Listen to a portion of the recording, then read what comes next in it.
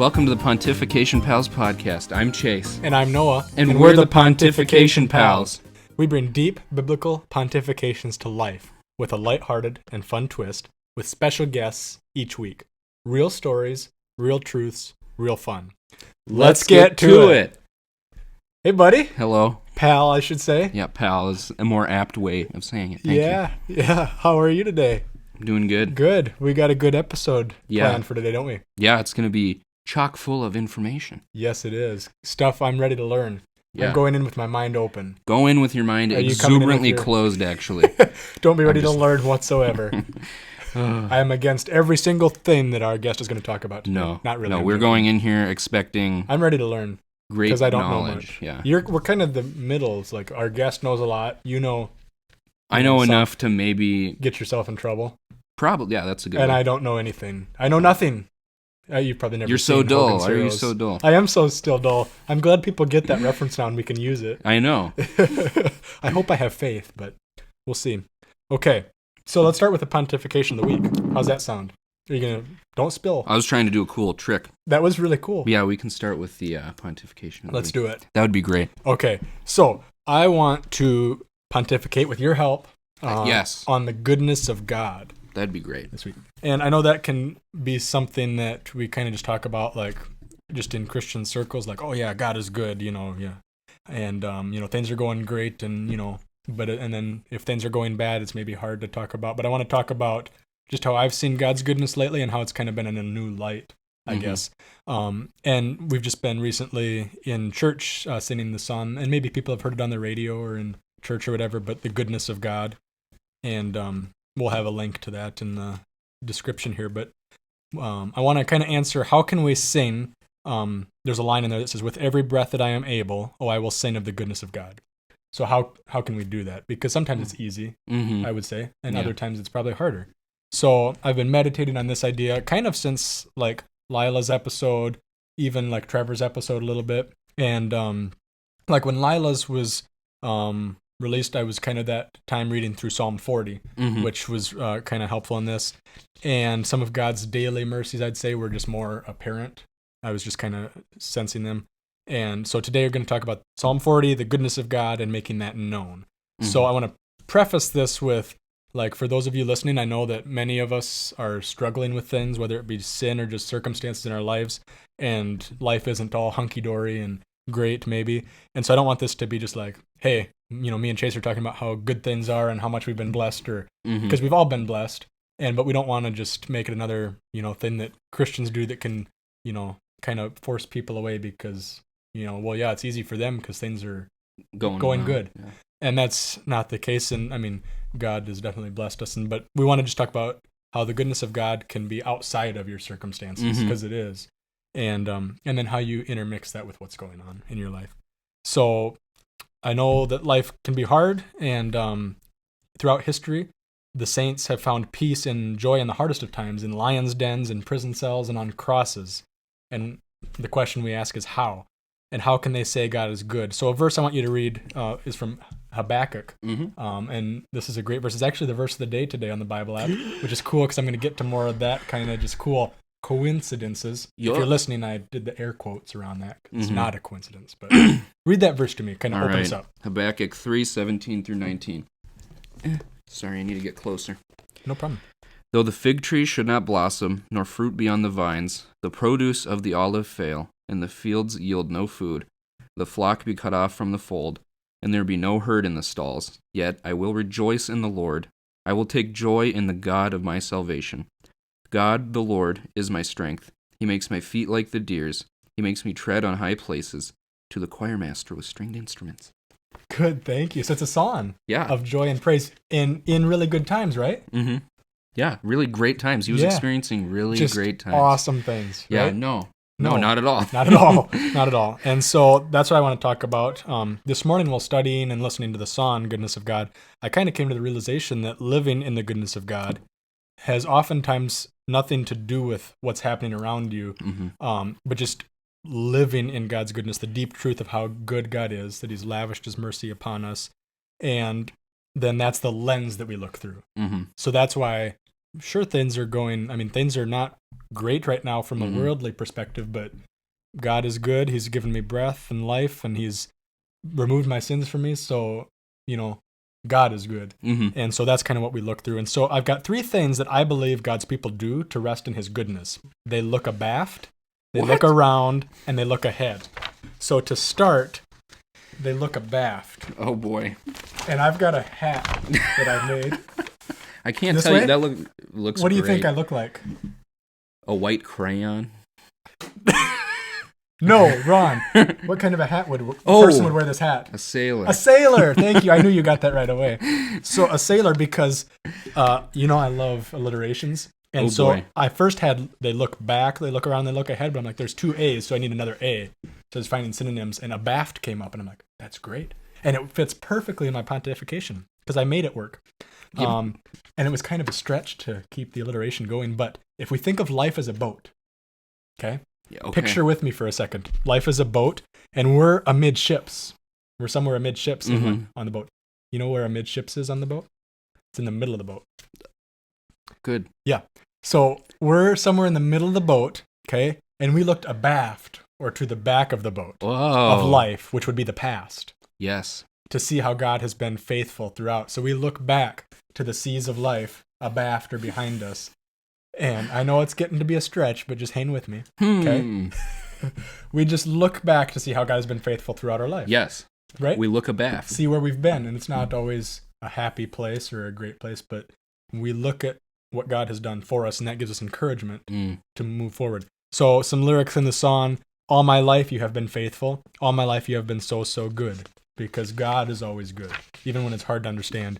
It talks about in the song, one of the verses in there says, you have led me through the fire in the darkest night. You are close like no other. I've known you as a father. I've known you as a friend, and I have lived in the goodness of God, which I think is so cool. And that's what I was listening to this morning that kind of made me think of living in God's goodness. If you're living in God's goodness, it doesn't matter what's going on around you because you're just at a deep understanding of who God is, trusting him, not necessarily understanding why everything's happening, but knowing that somehow God is using it for good. Yeah. And I think that's pretty cool. So if you think about, people can go and look up Psalm 136. It's fairly long, so I'm not going to read from it, but it's a psalm that just talks about the writer recounts all of the things God has done in Israel's history. And then each line ends with, great is your love endures forever. Oh, yes. And so just talking about God's goodness, his love for the people, even in hard times. And another psalm there's a combination of psalms that comes in 1 Chronicles 16, if you have that passage. I do. There's 1 Chronicles 16, 12 through 19. This is David writing. Okay. And you can find combinations of this song throughout the Psalms, but I thought it was really good, and so I'd like you to read that for me. All right. It says, remember the wondrous works that he has done, his miracles and the judgments he uttered. O offspring of Israel, his servant, children of Jacob, his chosen ones. He is the Lord our God. His judgments are in all the earth. Remember his covenant forever, the word that he commanded for 1,000 generations, the covenant that he made with Abraham, his sworn promise to Isaac, which he confirmed to Jacob as a statute, to Israel as an everlasting covenant, saying, to you I will give the land of Canaan as your portion for an inheritance, when you were few in number, of little account, and sojourners in it. Good. So I just wanted you to read that because it just talks about how David is praising God for what he's done, even when looking back, they were sojourners in the land, how he was the God of Abraham, Isaac, Jacob, and he cared for them. And just continually having times where we look back at where we were to where we are now, I think is encouraging for us to see how God is good. And we look abaft. We So must. I'm going to set this hat. I'm baffled by your hat. Thank you. Thanks. I actually had to put 4 pieces of paper together because just one, it was too small to... It would have been adorable if it was tiny. Yeah, I know, but it wouldn't fit very good. So I made a big hat. Good. So, okay. One more verse to cap off point 1, Jeremiah 31:34, if you want to go there. The other thing I think is cool is to remember that God doesn't remember our sin anymore.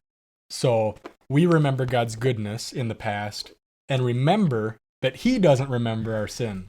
So can you read that verse for me? Yes. 34. Yes.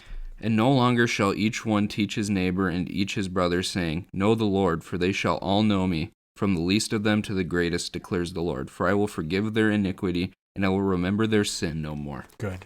So I think that's pretty encouraging for us to live in God's goodness, that he forgives our sin and doesn't remember it. Because for us, sometimes we say we forgive, and as many as 6 or 7 times. As many, maybe. As many as that. And yet, we still kind of hold on to it in the back of our mind sometimes, but God doesn't. So that was point 1. Mm-hmm. We look abaft. You got that? Must look abaft. Must look abaft. Now, not like a baffled.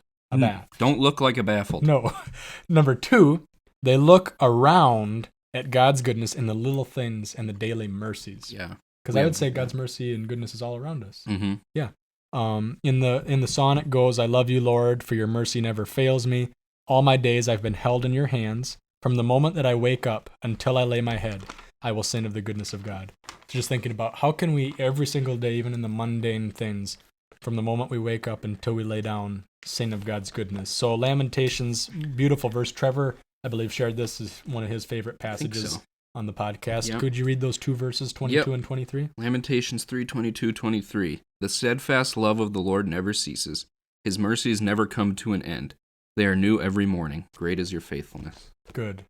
So I think every morning we can remember God's goodness and mercies and faithfulness, right? Mm-hmm. It's always so cool when it seems like, and you probably agree, like some days or some weeks it just feels like those little things you notice more often are happening.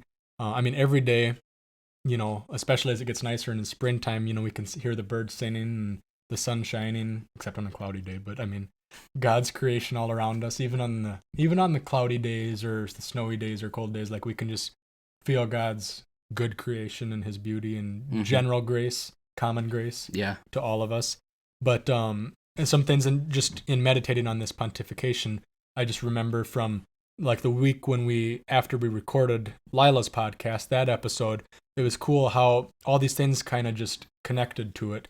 I remember the day after we recorded, a college friend just kind of out of the blue texted, and in sharing, he had said that Sunday his pastor preached on Psalm 139, which was the passage me and Lila had both shared as our favorite, which was a quote-unquote coincidence that we even had that as our listed down. I hadn't seen what her favorites were before the podcast. Mm-hmm. And then on Monday, the very next day, the Bible app had Psalm 139, 23-24 as the verse of the day. Mm-hmm. That Wednesday, Psalm 91, verse 2, which was Lila's other favorite, was the verse of the day. And then the week after releasing was Matthew 6:34, which I talked about. Don't be anxious in anything. Yes. Because worrying doesn't add any time. And so some people might call those coincidences or, it's just something. But I just thought it was something neat that God was reminding me, of those things we had just talked about. And just showing his daily goodness, whether he did it on, he orchestrated things so that would be, I don't know, it might have just been what it is. You can think whatever on that. But I just think it's cool when he kind of keeps giving you the ideas. Maybe you hear a sermon and then at Bible study and then in a song you hear kind of that same idea when God is trying to work through you in different ways. Yeah. So I just thought that was cool. And just looking around and getting a sense for God's goodness in just your daily life. So that's the second point. So look abaft. Abaft. Look around. Around. Okay, abaft and around. And now ahead. Ahead. Onward. Ahead. Look at ahead. So look ahead to the promise. I think this is a big one that the saints have used throughout. Look abaft has been huge. They look back to Israel and promises, but looking ahead to the promise. So 2 Thessalonians 3:3. You've got that one there for me. Yeah, that says, but the Lord is faithful, and he will strengthen you and protect you from the evil one. Okay, we're just going to go heavy hitting here with these promises. So I'm going to read, you're going to read. Yeah. And forth. So that was 2 Thessalonians. Here I got Psalm 91:4, and this is a verse that Lila shared as well. He will cover you with his pinions, and under his wings you will find a refuge. His faithfulness is a shield and a buckler. What is a buckler? It's a good question. Google research, man. Look up buckler. I know pinions are like, it's that idea of the eagle, like kind of the bird. The pinions are like the claws, kind of. Under his wings. So it's just giving that imagery of a majestic, mighty bird taking care of you. Of course. Okay. But a buckler is a small, round shield held by a handle or worn on the forearm. Dope. Nice. He's our shield and buckler, so I like that. I like the name of buckler. Yeah, I like that. A butler with a buckler. That's another episode. Yeah, it is. All right. Okay, 2 Timothy 2:13. If we are faithless, he remains faithful, for he cannot deny himself. Amazing. Philippians 3:13 through 14. Brothers, I do not consider that I have made it my own, but one thing I do, forgetting what lies behind and straining forward to what lies ahead. I press on toward the goal for the prize of the upward call of God in Christ Jesus. And then going to 2 Timothy, it tells us what the reward of that race is. And it says in 2 Timothy 3, verses 7 through 8, hold on. Do do do do do do do do. 2 Timothy 4, 7 through 8, like I said earlier, says, I have fought the good fight, I have finished the race, I have kept the faith. Henceforth, therefore, because of that, there is laid up for me the crown of righteousness, which the Lord, the righteous judge, will award to me on that day, and not only to me, but to all who have loved his appearing. And so we can look forward to that promise, that we will receive this crown of life when the race is finished, not because of anything we do, but because Christ has made us his own, which is so cool. Amen, dude. A kind of a capstone for just the saints in history, church history past, is Hebrews 11. So this comes after or kind of in the middle of the Hall of Faith passage, talking about Abraham specifically, but all of the saints, I guess. Mm-hmm. Would you read verses 13 through 16? 11, 13 through 16. These all died in faith, not having received the things promised, but having seen them and greeted them from afar, and having acknowledged that they were strangers and exiles on the earth. For people who speak thus make it clear that they are seeking a homeland. If they had been thinking of that land from which they had gone out, they would have had opportunity to return. But as it is, they desire a better country, that is, a heavenly one. Therefore God is not ashamed to be called their God, for he has prepared for them a city. So they looked forward, even though they couldn't see it, they weren't even able to see Jesus, what that would be like clearly, but they looked ahead to this promise, this hope, they realized they were exiles on this land, and I think we still do the same thing. And as we look ahead, Revelation 21 has a beautiful picture and an amazing promise. It says in verse 3, this is John writing, he heard a loud voice from the throne saying, this is God speaking now, behold, the dwelling place of God is with man. He will dwell with them, and they will be his people, and God himself will be with them as their God. He will wipe away every tear from their eyes, and death shall be no more. Neither shall there be mourning, nor crying, nor pain any more, for the former things passed away. And he who was seated on the throne said, behold, I am making all things new.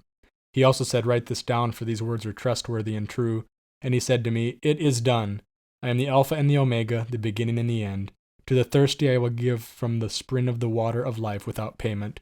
The one who conquers will have this heritage, and I will be his God, and he will be my son. I think that's just super cool promise to look ahead to fix our eyes on what God has done, look around to what he's doing, and look ahead to what he will do. Yeah. And I think that's how we live in the goodness of God, apart from our circumstances. And then we look through the lens of God's goodness at what's going around us and know that God is good, and know that we may not totally understand why what's happening is happening, but we know God is good. And so just really cool, just thoughts that I've been thinking through, and I want to kind of switch it to you. We're going to quickly read a little bit of Psalms 40, that passage I was talking about. I'll read a little bit that talks about, summarizes what I just said, and then it'll go into, you'll read and give a little capstone on this pontification about sharing his faithfulness and goodness. Yep. So, starting in Psalm 40, verse 1, I waited patiently for the Lord. He inclined to me and heard my cry and drew me out of the pit of destruction and set my feet upon a rock. He put a new song in my mouth, a song of praise to our God. Many will see and fear and put their trust in the Lord. Blessed is the man who makes the Lord his trust, who does not turn to the proud, to those who go astray after a lie. You have multiplied, O Lord my God, your wondrous deeds and your thoughts towards us. None can compare with them. I will proclaim and tell of them, yet they are more than can be told. And then in verse 6 through 11. Yes. In sacrifice and offering you have not delighted, but you have given me an open ear. Burnt offering and sin offering you have not required. Then I said, behold, I have come. In the scroll of the book it is written of me. I delight to do your will, O my God. Your law is within my heart. I have told the glad news of deliverance in the great congregation. Behold, I have not restrained my lips, as you know, O Lord. I have not hidden your deliverance within my heart. I have spoken of your faithfulness and your salvation. I have not concealed your steadfast love and your faithfulness from the great generation. As for you, O Lord, you will not restrain your mercy from me. Your steadfast love and your faithfulness will ever preserve me. Good. So Chase, tell of how or why it's important, I think, to share of God's goodness with others, Christians, non-Christians, and not even just his general goodness, but specific instances of his goodness in our lives. Mm-hmm. Like, why can that be good and powerful? Not to just go to people and be like, hey, look how blessed I am and what God's doing for me. Yeah. Like, we need to do it tactfully, or, how do we do all that? Yeah. Why is it important? I think in terms of going to another Christian and expressing how God has been good in your life, I think it's useful for not only yourself to reflect on that, but for other people to see that, because it gives us a more tangible way of viewing God's goodness. Because sometimes we can sit here and we can read God is good. Maybe in our lives we aren't seeing that at the moment, or it's hard for us to see it because we're going through difficult circumstances. But when we can clearly see in someone's life that God has been good and has been great to them, then we know that God is good. God is great because I can see it happening. Mm-hmm. And I think it can help bolster that hope we have in his goodness, that he will always be there with us despite going through bad circumstances, and everything works for our good. Mm-hmm. And we'll be made like Christ. And so we can trust that, and I think it just helps bolster that in terms of sharing that with unbelievers or something like that. They might come with skepticism of like, maybe you're just getting lucky. Like, who's to say a God's doing that? But I think it can also be used sort of in an evangelistic way. Mm-hmm. If someone, a non-believer, is going through life and they're struggling, it could be a good thing to share with them the goodness of God, and ultimately how that has kind of played out in your life, so that they can understand it in a more real sense, rather than, of course, just saying God is good. Yeah. And so I think in those two cases, I think those are ways that those sharing the grace and the goodness of God can shine through. Yeah. And in Acts 14:27, Paul did that as a missionary. It's always fun when we have missionaries come, or mission Sundays, where they talk about, because especially when we're supporting them, we want to hear, what is God doing? And so Paul, when they arrived and gathered the church together, so Paul and Barnabas and some of his people working with him come back after his first missionary journey, they declared all that God had done with them and how he had opened a door of faith to the Gentiles. So they came back, and the first thing they did was talk about God's goodness in their journeys. So that was my pontification on God's goodness. Hopefully it was encouraging and not too long and drawn out. Blew me away. Look abaft, look around, and look ahead. Good, you remembered. Yeah, they're all A's, so it's easy. See, that's why I do it. I try. Yeah. It's a teaching strategy I've learned. Good. I don't know if it works, but... So anyway, that's God's goodness. I think we've got a good one for today.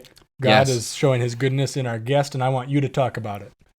This is the first time you get to introduce a guest on the podcast. I hope I don't blow it. Alrighty, so call me a Chick-fil-A worker, because it is my pleasure to welcome our guest coming on. He's a man of many names. What are some of those names? Those names, which some goes by, Binky. Whoa. Dadu. Who this? Boo Boo. Ooh. Bailey Bowl of Cereal. That gives it away. And then this one, his mom calls him. He really loves it. It's Bay. Ooh. So yeah, it's Bailey Belisario. Ooh. What's up, homies? So, hey, Dadu. Yep. Please don't call me that. Just a little bit about Bailey and our relationship. Give it to us. We first met at Crew at a Phil group in our freshman year at DSU, and that's basically just like a little Bible study. We didn't really hang out much freshman year. Yeah. Probably because of my antisocial nature, but yeah, it was Chase's fault. After that, sophomore year, we became really close. We went to a thing at called Fall Getaway with Crew, and it was there that our relationship really took off. Because it blossomed because I had forgotten a blanket. We were in the barracks of this building. I had forgotten blankets. It was so cold. Hypothermia was setting in. It was. Yes. And so we spooned for warmth on one of the beds. Mm-hmm. Good. And it was good. It was warm. I think I was a little spoon. He was the little spoon, I can confirm. So that was... Not proud of that moment, but... that was the moment we really connected. That really and does it. bonded. Either you have two choices as friends there. It's either gonna end or it's gonna. Right. Mhm. Yeah. I mean, Chase. If you look at the difference between Chase and I'm not saying anything, but he does provide a little more warmth than I would, and I'm very susceptible to the cold. My extremities get like extremely cold fast. I think I might have Raynaud's or something. So. Bro. I don't know. I haven't been tested. So after our blossoming friendship, Yeah. we actually lived together for quite some time. I think 2 years. I wasn't the cleanest person in that house. No. And Bailey can attest to that firsthand. So I think he has previously. Yeah. Yeah. I have since grown, and he helped me to see that I Good. needed to do something. So that was good. Did you tell him in brotherly love that he needed to be cleaner? He did. Sometimes brotherly love, and sometimes just straight up out of This is how it needs to be. possible righteous anger, maybe actual real anger that is Little not towing the line. justified. And Probably started righteously. It's okay because he got the point across. I wasn't the greatest Christian when we lived So you've together both either. grown in many ways. Yes. Yeah, we had experienced some roommate conflict for just various different things because we're humans and we're sinful, obviously, but we worked through them because we love Jesus and we love each other. Mm-hmm. And as far as like Bailey as a human, I've looked up to him for his maturity, just in handling different situations that I've seen him in. He's always extremely mature. Yeah.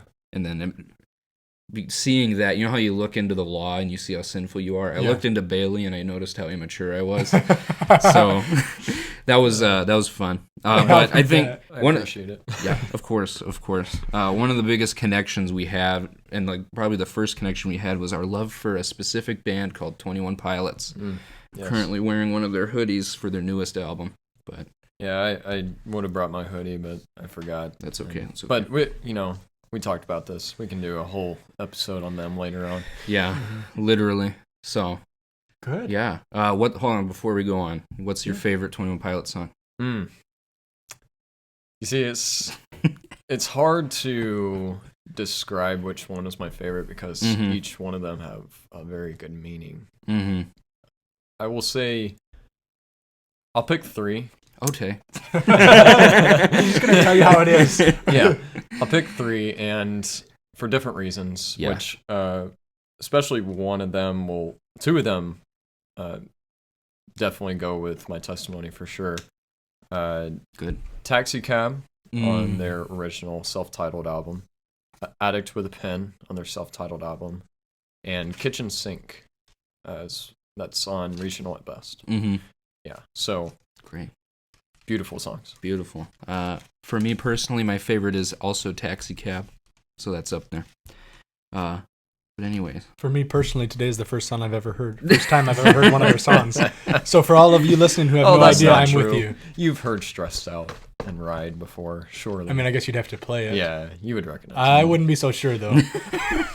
All right. Well, so do you Okay. want to just give us a quick little bit about yourself before we go into just like questions? Like where you're from. Yeah. Just, Yeah, sure thing. So, my name's Bailey. Hi, Belisario. Bailey.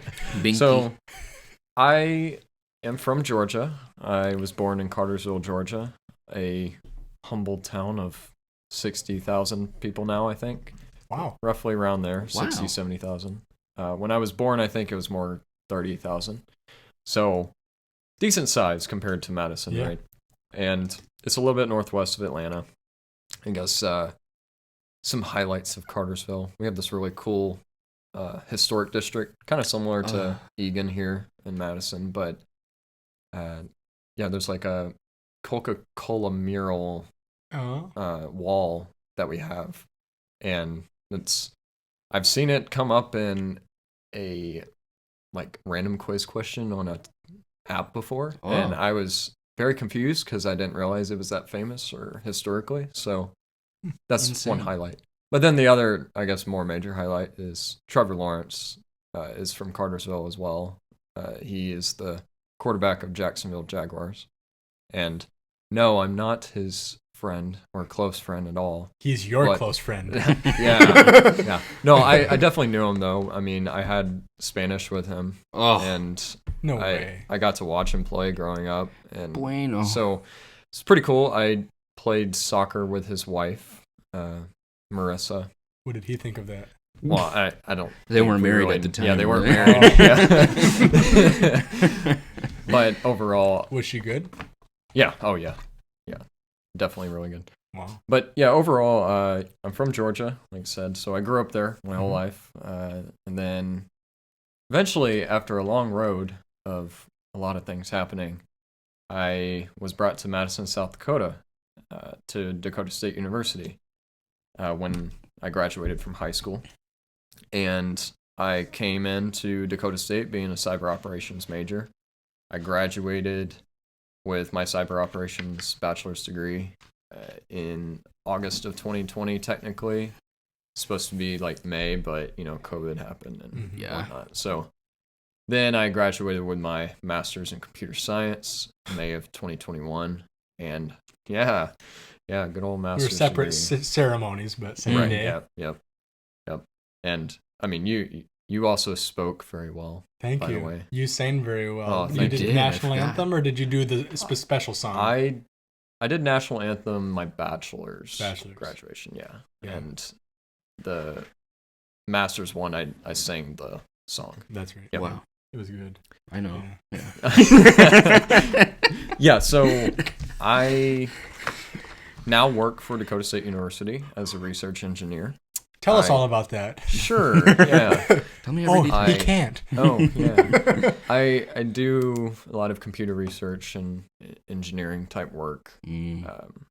Just mainly it is a lot of research. I enjoy it though.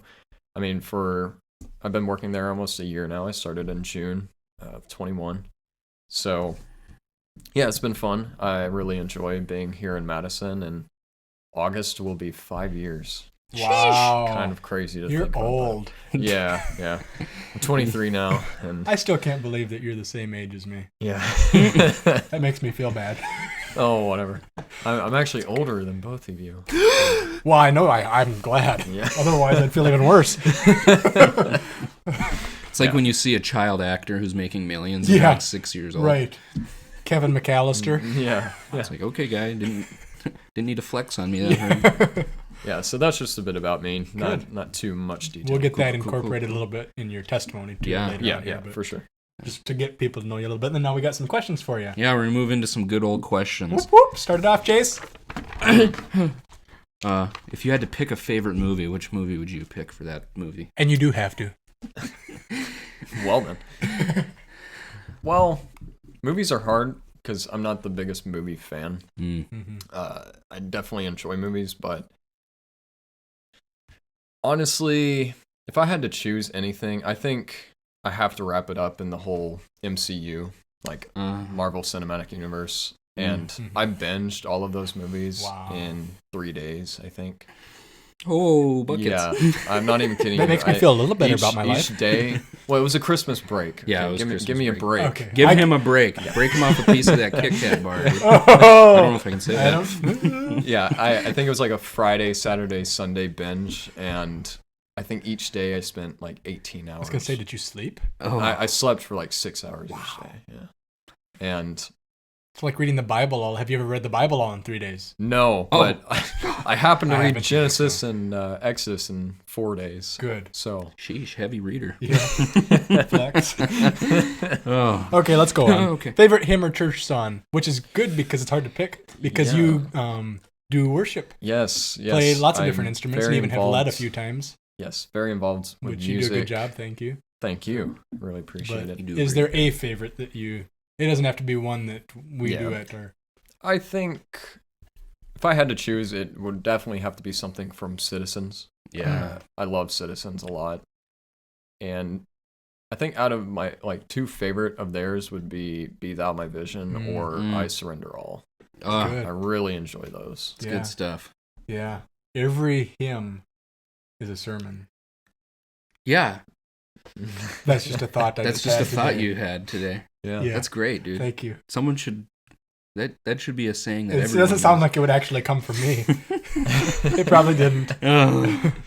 All right, moving on to the next one. This one will probably also feed into our discussion later. But what's your favorite book in general? Besides the Bible. Besides Right, the Bible. yeah. I mean, obviously the Bible. Yeah. This one's hard. I don't really know what my favorite book would be, but I think one of the most impactful books for sure had to be The Bitcoin Standard by Safedina Moose. I think that's how you say his last name. Safedina Moose. Yeah. Safedina Moose.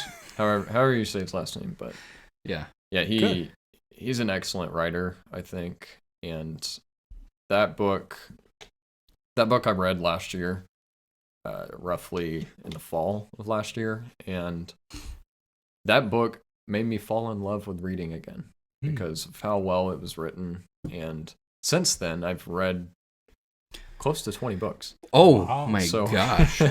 Yeah, so it's definitely changed my worldview of just reading in general. It's made me really enjoy reading my Bible a lot more, surprisingly. Even though it's definitely not a Christian book. It's just an economics book, and then at the end it talks about Bitcoin. But yeah, overall, I think that has to be my favorite book. Good soup, dude. Okay, a favorite vacation that you've been on, or a dream vacation? Yeah, this one I'm gonna definitely choose Yellowstone National Park. Last year, I went on a trip with a few of my coworkers now last year, right before we started working, and we were out there for 5 days, I think. 5 days roughly, and it was one of the best experiences I think I've ever had because we stopped in Rapid first and we hiked one of the mountains there, and we camped up all the way at the very peak. Nice. And then the next morning we climbed all the way down, and it's like some steep cliffs. Yeah. Like, I mean, when you're carrying like 80 pounds on your back too, it's pretty intense. A small human. Yeah, I'm pretty scrawny. Yeah. But or like a yeah, my future 10-year-old or something. Yeah. My future 10-year-old. Very specific. Yeah, I think 10 years old, you're maybe around 80. Probably. I have no idea. Average. I was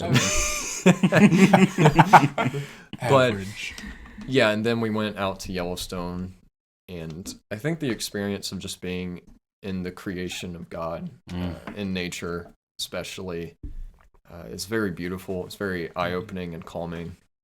And I also brought my Bible along with me too and studied scripture while you're just out there, because I mean, can't have electronics, right? There's just really, besides maybe playing some music from your phone or whatnot, forces you to kind of take a break. And, and I enjoy that, right? Yeah. Because I'm in computer science, and I can tell you that even as much as I have a passion for computers and technology, I hate it sometimes. Really do. Doesn't always work. Right, and I need a break. Yeah. And so those types of breaks are awesome. Sounds euphoric. Yeah. Yeah. All right. We can tell you're a man who really enjoys food. So I was wondering what your favorite food would be. I've always kept this the same throughout my whole life. I am a huge fan of seafood. Love seafood.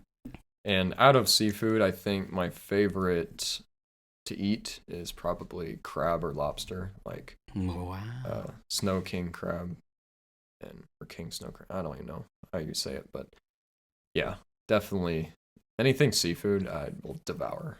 Wow. Love it. Very exotic of you. Thanks. Even though I grew up on the coast. I know nothing. It's a little bit different here when you're not on the coast, you know. Here, most sea life is exotic. Except for carp.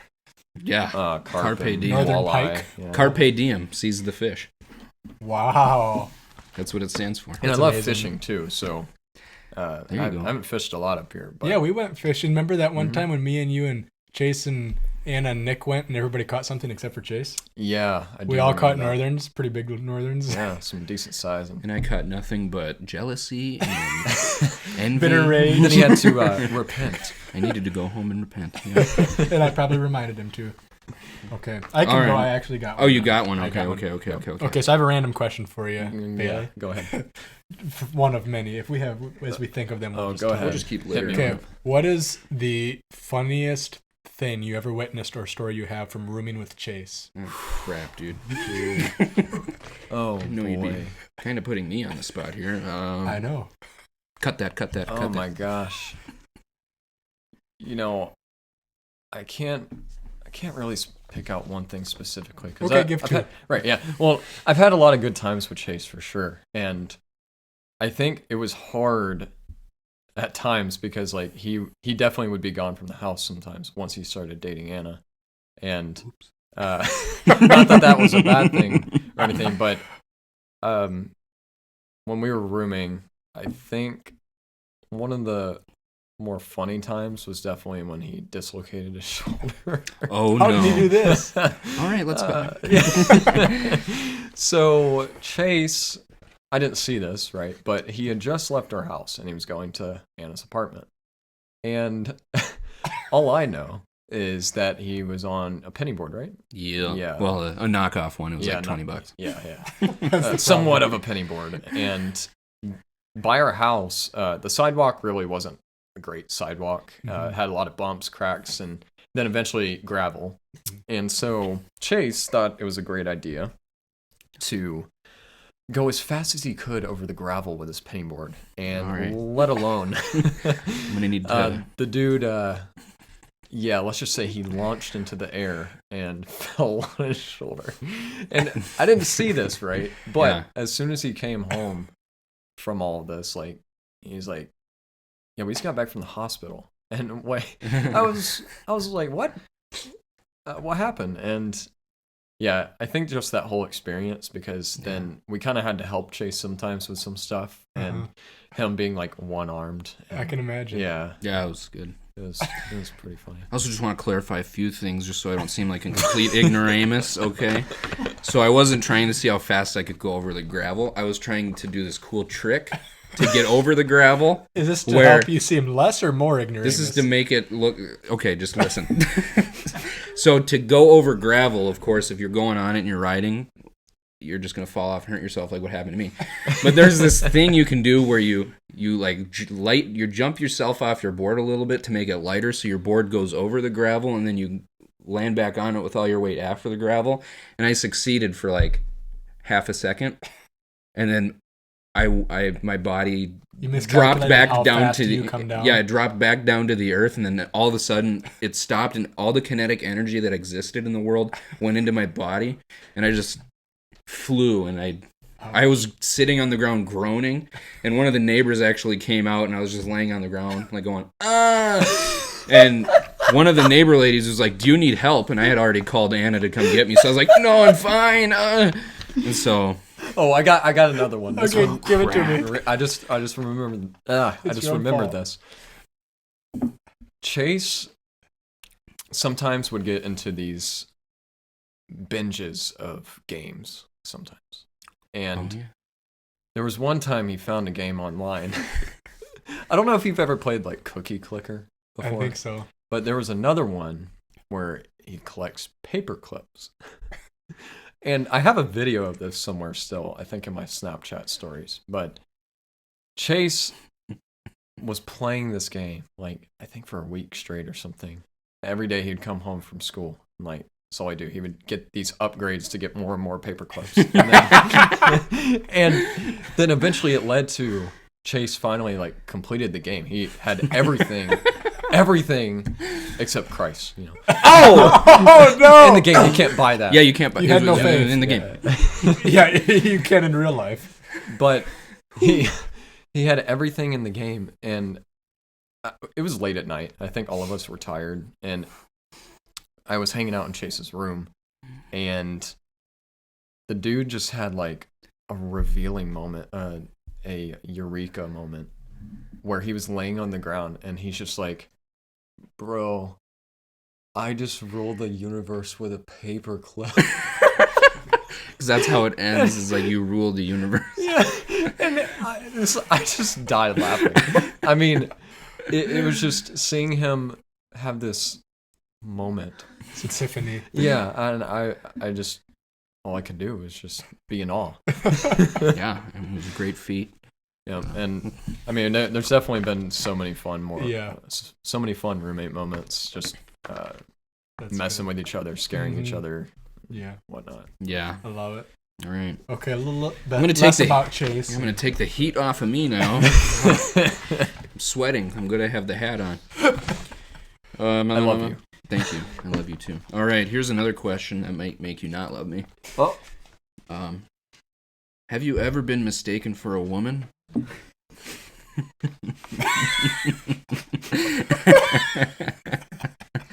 Oh boy, you're gonna make yourself look worse. Oh, well, let me tell you. Inadvertently. Let me tell you. So, this past year, one of our best friends, Caleb, had a wedding, and it was in Wisconsin, so a very long drive, right? And Chase and I and Anna. I totally grammatically phrased that wrong. I was driving them. We were all in the same car to Wisconsin for the wedding. It was in Coon Valley, Wisconsin. Okay. Well, we get to this rest stop. I think 6 hours in, right? And all of us walk in. Like I said, we've been in the car for 6 hours together, right? Chase and I go to the bathroom. And this dude, I walk out of the bathroom, and he walks out after me. And he thought I was a woman in the bathroom with children. Because there were two boys, like two 10 or 12-year-olds beside us, right? And he thought that I was the mom of them. And I'm like, Chase, you've seen me for the past 6 hours, and you thought I was a woman? I caught a glimpse of him out of my eye, and I was just like, what's this woman doing in here? And he knew I went into the bathroom. I was like, that's kind of weird. I hope Bailey's safe. And, it was just, I was just amazed. Like I said, it's a lot of things with Chase, and the time I've been a friend of his and a brother in Christ, that I've had some awesome moments with him. Dude. So, yes, since I've now had a haircut, I now like to think I look more like a man. You look very manly.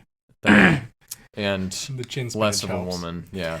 Well, it would be great if I could grow an actual beard, but maybe one day. Yeah. One day. Yeah. Monday. Maybe Monday. Good. Cool. Okay, ready to move on? Yeah, to the guestimony. The guestimony. Oh, boy. Yeah, so Bailey, you just tell us. I'll just give you a rundown of some of the questions we typically ask, as you know, and then you just give us a rundown, if you would. So how you came to faith, what that was like growing up, when your faith became real, how you ended up at West Center. Kind of know that a little bit, but and what ways you are serving or have served in the church. So just kind of summarize that. Yeah, for sure us thing. a little bit. Yeah, so I mean, I'm going to give a good summary of my testimony because it's a bit long. But so I grew up in the church. My parents tried to keep my brother and I, my brother's 2 years younger than me, tried to keep us involved with church. And so when I was young, we went to Awana and were involved in going to church almost every Sunday as best as we could. And then eventually sports became a big part of my life and my brother's life, specifically baseball. And I don't know if you know anything about Southeastern sports, especially Georgia, but it's like a religion down there, okay? It's intense. Yeah, and that's why I guess we breed good athletes. You breed good athletes. Yeah. There's probably some other factors in that.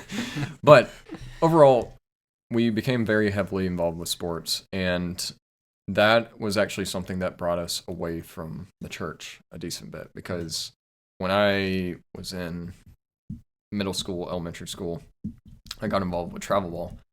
And apart from like our little league that we had, I would be traveling to places playing baseball games, tournaments on the weekends. And I mean, it was tiring. Oh my gosh. And eventually when I turned 12, I wanted to quit. But my parents kind of wanted to push me a little further with it. Just say, hey, like, you're good. And I mean, I'm not bragging, but I was a decent baseball player. Mm. And so I was like, okay, I guess I'll continue to play a bit. So around middle school as well, I definitely had gotten involved with a lot of things in school, friends, social life, and whatnot. And growing up, I mean, I wouldn't say I was very popular, but I definitely was like well known, I would say. And I hung out with a bunch of popular kids, like some of my best friends still today. We, just had a great group of friends, and even though I never aspired to be popular or anything, I was the one in the group that was a little, I guess, less popular. But sometimes that did eventually lead to being a little more self-conscious and, just getting into my own thoughts way too much. So when I was 14, this was around 8th grade, I broke my back. And I had a fractured L5 vertebrae right above the tailbone, and that was from baseball. And it was very unfortunate because I had a broken back for over 6 months, and we never knew. After 4 x-rays and 3 MRIs. After the 4th x-ray, they found it. Wow. And they went back and looked at the rest of the x-rays, and it was there the whole time. Oh, just missed it. So oopsie. That was something in my life that definitely, I think, started to kick off a little bit of my anxiety and depression. I went through a lot of that because I had to wear a full body brace around me for about 6 months straight. And sometimes in school, like especially going into high school, I was made fun of a decent bit sometimes, and I had conflict with some people that I thought were my friends as well during this time. And I started to really have an identity crisis in a way, like going into high school. And like I said, sports had pulled us away from church, and I wasn't going as often. We weren't putting it as a priority. And we had also been moved churches as well. So trying to think. Yeah, so at the end of my sophomore year of high school, I got really, really, really bad acne. Like, I mean, severe. And I went on a medicine called Accutane going into my junior year of high school. And during this time, I also switched high schools. I left Cartersville High School to go to Excel Christian Academy. And I will say, one, it was a very, very spontaneous decision. My brother had been going to Excel Christian Academy, I think, for a year. He had moved in middle school. And I think for myself, something inside of me was just telling me I wanted a change. I'd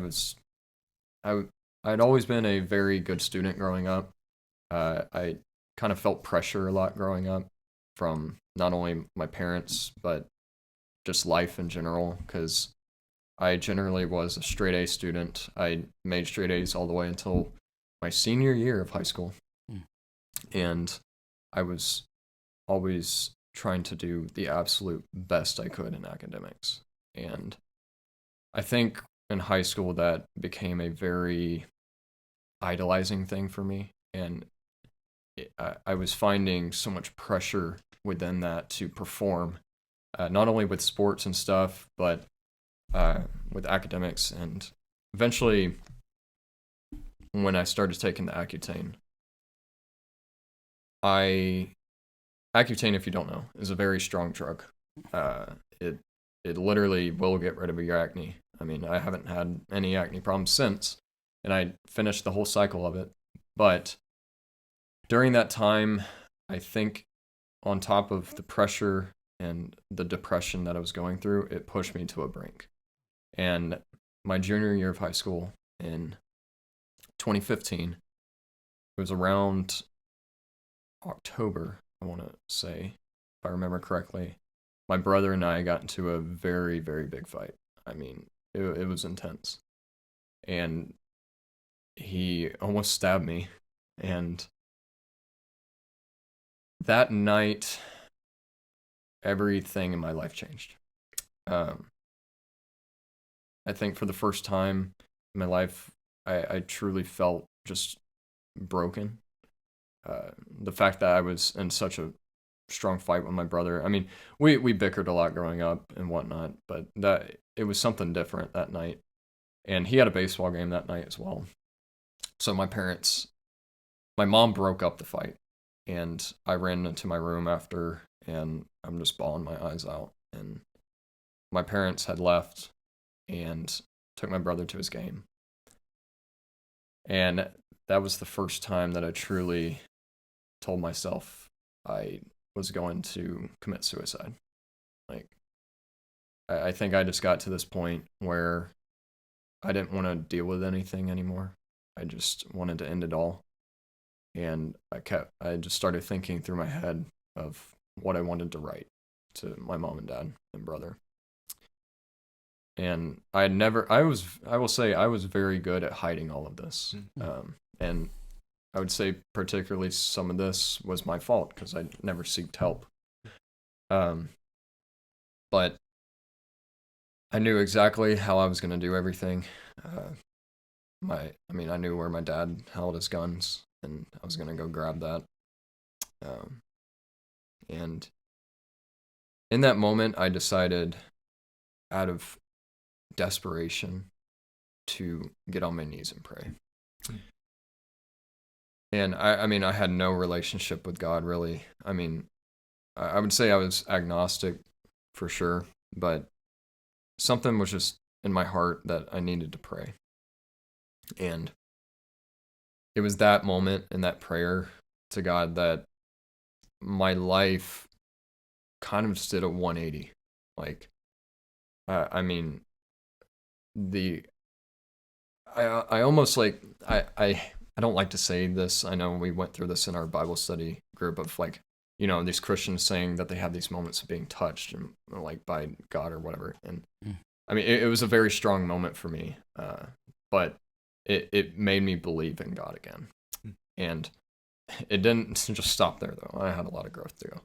So after that, like I said, my life just kind of took a whole 180. And it was within that next month, I went to the Naval Academy to have a candidate visit weekend. I was planning to apply to the Naval Academy. And if you don't know that whole process, like a 2-year process and very intense. And I wanted to go into the Navy as an officer. And so I started working out. I started really enjoying academics again and enjoying some of the things in my life, like soccer. I played soccer in high school. And then it was at that candidate visit weekend, the freshman that I was shadowing, he was from Columbus, Ohio. And during the time that I was there was also during the Paris attacks, the terrorist attacks that had happened. So the school kind of went on a lockdown in a way, and we were just in the dorm room chilling out. And the freshman that I was shadowing, he started playing 21 Pilots. He was a huge 21 Pilots fan. I got to know a little bit about them, and I was really interested in them because I had kind of heard of them before, but this was also in 2015 after their Blurry Face album had come out, and so I knew like Stressed Out and Ride and those songs, but he was playing like their whole album and other stuff from before Blurry Face, and I found the lyrics so interesting because I'd always been a music person growing up. My dad's a huge music person, not in terms of like playing instruments, but listening to music. So I have a very wide variety of music I love to listen to, and I'm thankful for it. But I went home that weekend, and I remember after work, I was working at a smoothie shop. I would go to the gym, and I remember when I pulled up to the gym in the parking lot, I specifically started right from the beginning of 21 Pilots albums. From 2009, they're self-titled. Implicit Demand for Proof was the first song I listened to, and straight through. And I listened to that whole album in that whole night, and I don't know what it was, but something just in me wanted to just really dig into their lyrics and dissect them. And that eventually led me to realizing, well, one, researching them. They are Christians, and it's only two guys, Tyler, Joseph, and Josh Dunn. But I was going through some of their songs and looking at the metaphors that he was using for like the gospel and things in the Bible, and I was just amazed. And so it was kind of like I've told Chase this before, and I think I've told you, but in a way, I mean, he writes in a beautiful way like C.S. Lewis does in terms, but he's music, right? Yeah. And C.S. Lewis is just books, different genres. right? Yeah. Or different media. Right, exactly. And so I found that very inspiring, and that caused me to read the Gospels very more in depth. And so yeah, through that next year, my senior year was awesome. Like, I had grown so much in my faith, and I mean, I think that was very apparent with the things that were just going on in my life, because eventually I got rejected from the Naval Academy and Air Force Academy, and that I figured out about cyber operations through all of that process, and let alone in 2017. And I don't think you could have really had this any other way. God planned this perfectly. In 2017, Dakota State University was the only school in the nation to offer a bachelor's degree in cyber operations besides the academies in Madison, South Dakota. Right? Yeah. Where's that? Right, yeah. And me being from Cartersville, and I was just like, what? Yeah. Why Madison? What's this school? And so immediately, it was really cool because I emailed the school along with my mom. And I got to say, speaking of moms, my mom is amazing. Like, when I don't give her enough love, honestly. I feel so bad sometimes. I mean, I have a great relationship with my parents still, but it's not as loving as I would like it to be sometimes. And that's just something I have to work on. But shout out to moms. Yeah. But yeah, we emailed the school, Dakota State, and Austin Slaughter and Matt Stone were the ones. West Center boys. Yeah, both the ones that were my admissions guys. So immediately, within like 2 weeks, I came up here, and I think it was the first week of April in 2017. I came up here, and amazingly enough, it was a beautiful 78-degree day. We fooled him. Yeah, right. There was no cow poop in the air. We cleaned that all up. Yeah. And he's like, "Where's Mount Rushmore?" And overall, I think Beacom wasn't built yet. No. Lowry Hall was still there. They might have been starting. Yeah, right. They Beacom, had just started the foundation. Because it finished that fall. And then Trojan Center was being whole renovated. Yep. And I think there was just something about the community in Madison, because we had visited a few places, and Dakota State, just being there and interacting with some of the students and professors, I think it was just very attractive in that sense of, I see a lot of growth. Like, and well, let alone look at Dakota State 5 years later. Yeah. We have grown immensely, and not in terms of like population, but just, I mean, the things we're doing here, it's incredible. Bailey comes, DSU skyrockets. Not saying anything. That's pretty suspect, guy. No, but I Who just, is this man? I'm very thankful for DSU and trusting God's plan in that. And so I come to DSU, go to crew, get involved with crew and everything. And I will tell you, within my first 2.5 years of college, I wasn't the greatest Christian. I will flat out say that, because I was growing, but I was, well, freshman year, I would say I was looking for love a little bit more. In all the I was wrong looking places. for Christ love? the wrong relationship. Yeah. And let alone, right now I'm still single. So, yeah. God is teaching you, my son. Yeah. Right. And so throughout all that time, I think 2020, when COVID hit, right before, the week COVID was declared a pandemic, Caleb and I and a few others went on a mission trip to South Padre Island in Texas. And I think it was through that I grew a lot. Just realizing God's love and grace for me, and of course other people. I mean, I would say maybe our like beach evangelism. Hopefully I reached people, but there's sometimes a need for stuff like that, sometimes not. But overall, I think that was a great moment for me. So going throughout the summer of 2020, I was battling with myself still. I had a lot of spiritual warfare, and I'm thankful for Chase once he moved back in, because during COVID he stayed at home in Aberdeen. Yep. And free food. What am I gonna? I'm not gonna say no to that. Well, let alone. I mean, Caleb was still living with me, because we'd come back together, and he just stayed there, and we finished out the semester. But very thankful for Caleb. I mean, that dude's something else in terms of being such a good brother.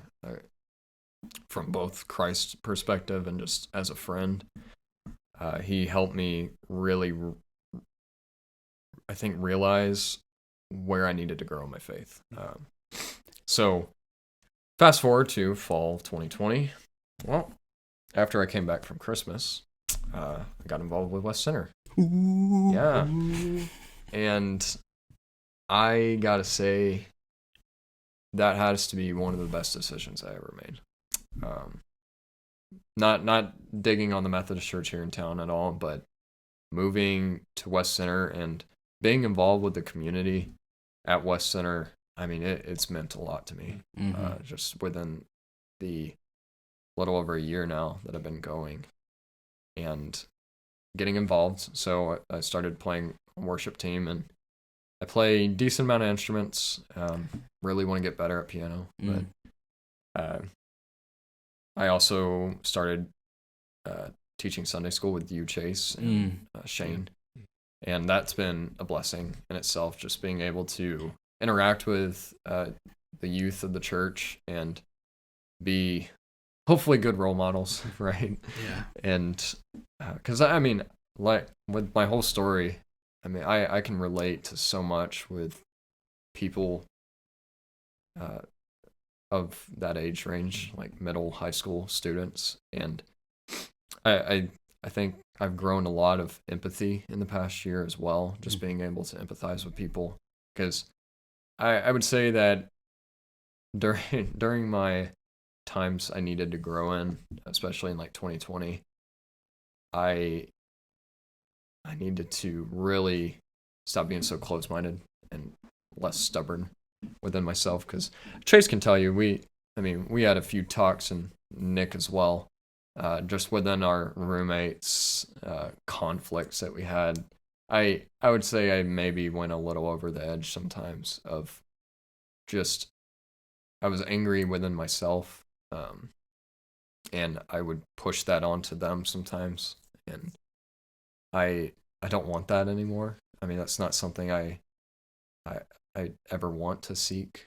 And yeah, I think after this past year, I mean, it's been amazing. So yeah, that's where I'm at now, and constantly trying to grow.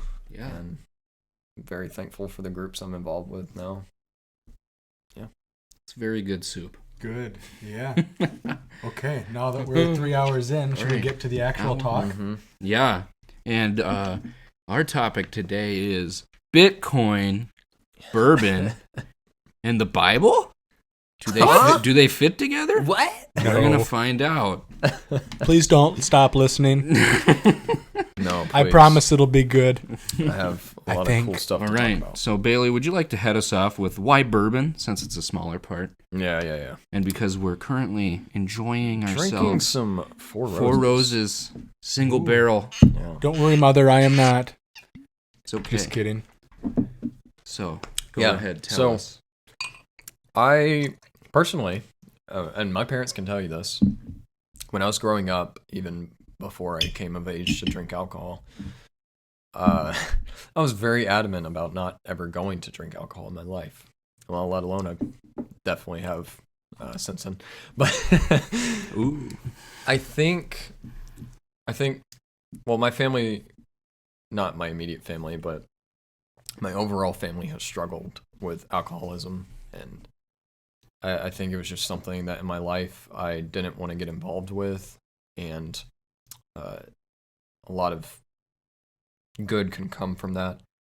But eventually, definitely after I became 21, I did start to casually drink a little bit, and just kind of testing the waters, and I think there was some good social aspect of that.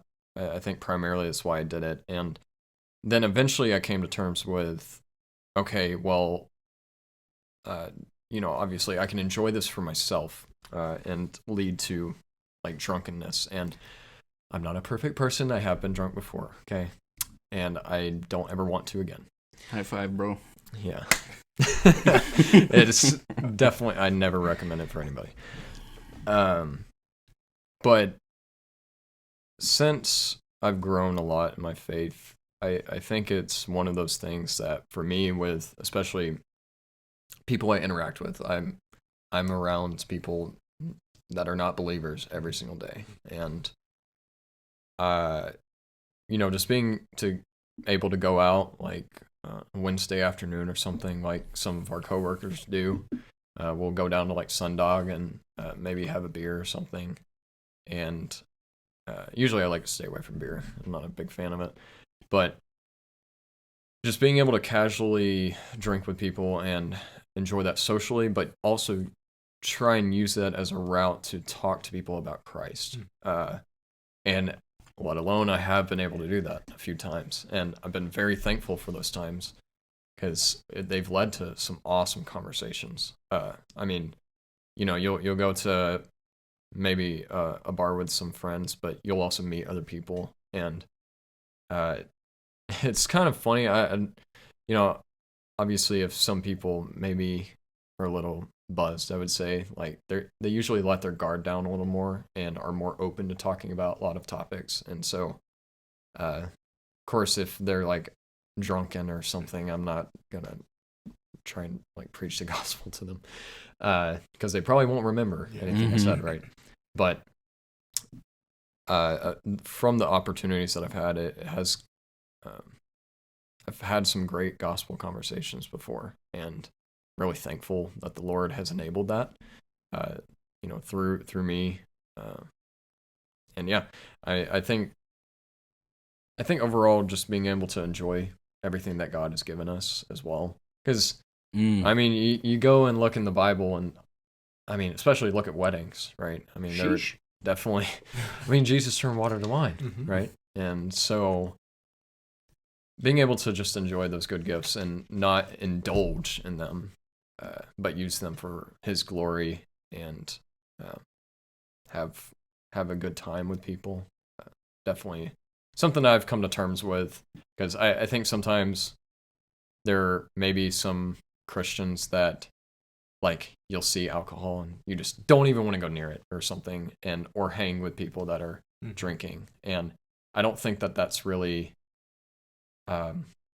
loving in a way, because of course, like Jesus hung out with sinners, and I'm gonna try and do the same, right. But not indulge and use that type of route to talk to them about Christ. So no, it's different, of course. Just one aspect there, like for people who have struggled with alcoholism, to stay away is not unloving, because for them it might be something that's just one little hint. But I think that's good. Just beautiful. Use everything that God's given for opportunities to share the gospel, share His love, and enjoy the goodness of God. Yeah, the things He's given us. Good. Thank you for talking on that. Thank you. Now we're going to segue into the heaviest topic, more divisive than politics, I think. I disagree. It is the big Bitcoin. And so Bailey is the resource President in Madison, South Dakota. Bitcoin are us, Madison. He knows more about Bitcoin than I know about anything. Yeah. And so I'm really happy that he's going to share with us. Me and you combined. Yeah. And he's going to help us understand what it is, because I feel like there's a lot of hesitancy surrounding it. For sure. And misconceptions. He's going to give us Bitcoin for dummies, plebs, and noobs. Yep. So that's Those exactly are all what it terms is. that I've learned recently. Dummies I've known for a while, but yeah. All right. So I'm going to hit you with a hard question. Oh, no. What is Bitcoin? Ooh. If you would please I've got a harder one after that. Well, let me tell you what Bitcoin is not. Nice, dude. Yeah. Wow, did you learn this strategy from the St. Patrick's Day episode? No, I didn't. Are you going to do it with jokes? Please tell me there's knock-knock jokes in here. No, there's not. It's okay. I'm sorry. Next time. I'm not a very joking person. probably- Like Chase said, I'm like mature. And Yeah, I'll try and help you with that. he's too mature. Me and Chase will do our best Sometimes to I- unmature you. I take things too serious. And no, I'm just kidding. We balance each other out. Yeah. So, Bitcoin to me, and what I've come to know it as, is not an investment. I don't think that's at all what it is, and the fact that it gets wrapped up with it, well, for one reason, by law, it is a security. By the tax code of the IRS, it is labeled as a security. So I think that's one reason that people kind of push it in that area of, okay, it's an investment or whatever, to make money off of, profit off of. That may be one reason why people look at it that way. And then two, I want to say, I'm sorry, as much as you may want to say it, it is not a fad. It is not going away anytime soon. And I can guarantee that. And the reason I guarantee that, for one thing, Bitcoin is borderless, meaning it's not tied to any nation. It's everywhere on Earth. I mean, as long as the internet's going to be around, which I think us three can agree, the internet's probably not going to go away, at least anytime soon, unless we have like Until World War Christ III. returns. Until Christ returns, For right? sure. Yeah. Then. Yep. Exactly. Bitcoin will be around. So Bitcoin is something that I've really come to just be appalled by. I mean, Appalled by Bitcoin? yeah. Isn't that You're a bad appalled thing? by Bitcoin? No, well, or sorry, what is appalled? What's the definition Appalled of is you think You're it's disgusted disgusting. with it. Oh, my Maybe bad, amazed. my bad. You're not doing Amazed. yourself a service. Yeah, I'm disgusted. No, I'm just kidding. I agree. Not appalled. I'm in awe of. Like, There you go. It's a technology that, I mean, I didn't really understand it when I first heard of it, of course. And I came to terms with understanding what it was, I think mainly after I read the Bitcoin Standard. That's why it's probably one of my favorite books, too. It's just because it made me realize what Bitcoin actually is. And in the grand scheme of things, it is money. It is a form of money. Now, of course, it's like, okay, well, what do we look at as money now, right? And a lot of people know money as the US dollar, or if you're in the European Union, euros, and Yens. yen, in Japan, Pesos. right. The yuan in China, Ooh. pesos in Mexico, right? Bolivars and a lot of South American countries. So yeah, there's just a lot of misconception with Bitcoin to begin with, and I believe that it is one of the greatest technologies that humankind has ever made. Personally, coming to know what it is from a technical side of things, but also what it aims to be in terms of economics and social aspect, and what it solves, or what it is going to solve. Right. And that is fixing money. Going back to a time where we are adhering to a more moral money, sound money, versus what we have today. So, some of the things I want to go through, and I guess probably not going to follow this outline like perfectly or anything, but there's definitely some things I want to highlight, just questions that I'm going to try and answer for people, for one thing, because of course we need to look at this from a biblical worldview. Like anything in money, and I've come to know this, like money is one of the most talked about topics in the Bible, yet we kind of rarely preach on it at all, as the church. Not saying our church specifically, but just in general. Right. And I feel like money gets a bad rap a lot of times because, of course, it can lead to a lot of evil. I get that. And the love of money is definitely a bad thing. It's sinful. But money in itself is not a bad thing. God never condemns money. In fact, he created it as a tool to use to glorify him. And so some of the questions that I'm going to try and answer, and I have a lot of notes here, is like, how do we apply a biblical worldview to Bitcoin? Why should Christians pursue Bitcoin as a monetary system and store of value? Do the principles of sound money actually live in Scripture? How should Christians apply wisdom in living in our current fiat system? And I'll explain what fiat is. And what does it look like for a Christian to move to Bitcoin? Okay. Wow. So first things first. I want to get this out of the way. Yes, no, Bitcoin is not Jesus. It's not going to save anything. It's not going to fix everything in the world. Hallelujah. Yeah, right. Amen, brother. Yeah. But the thing is, the most important thing is that everyone needs Jesus, right? First and foremost.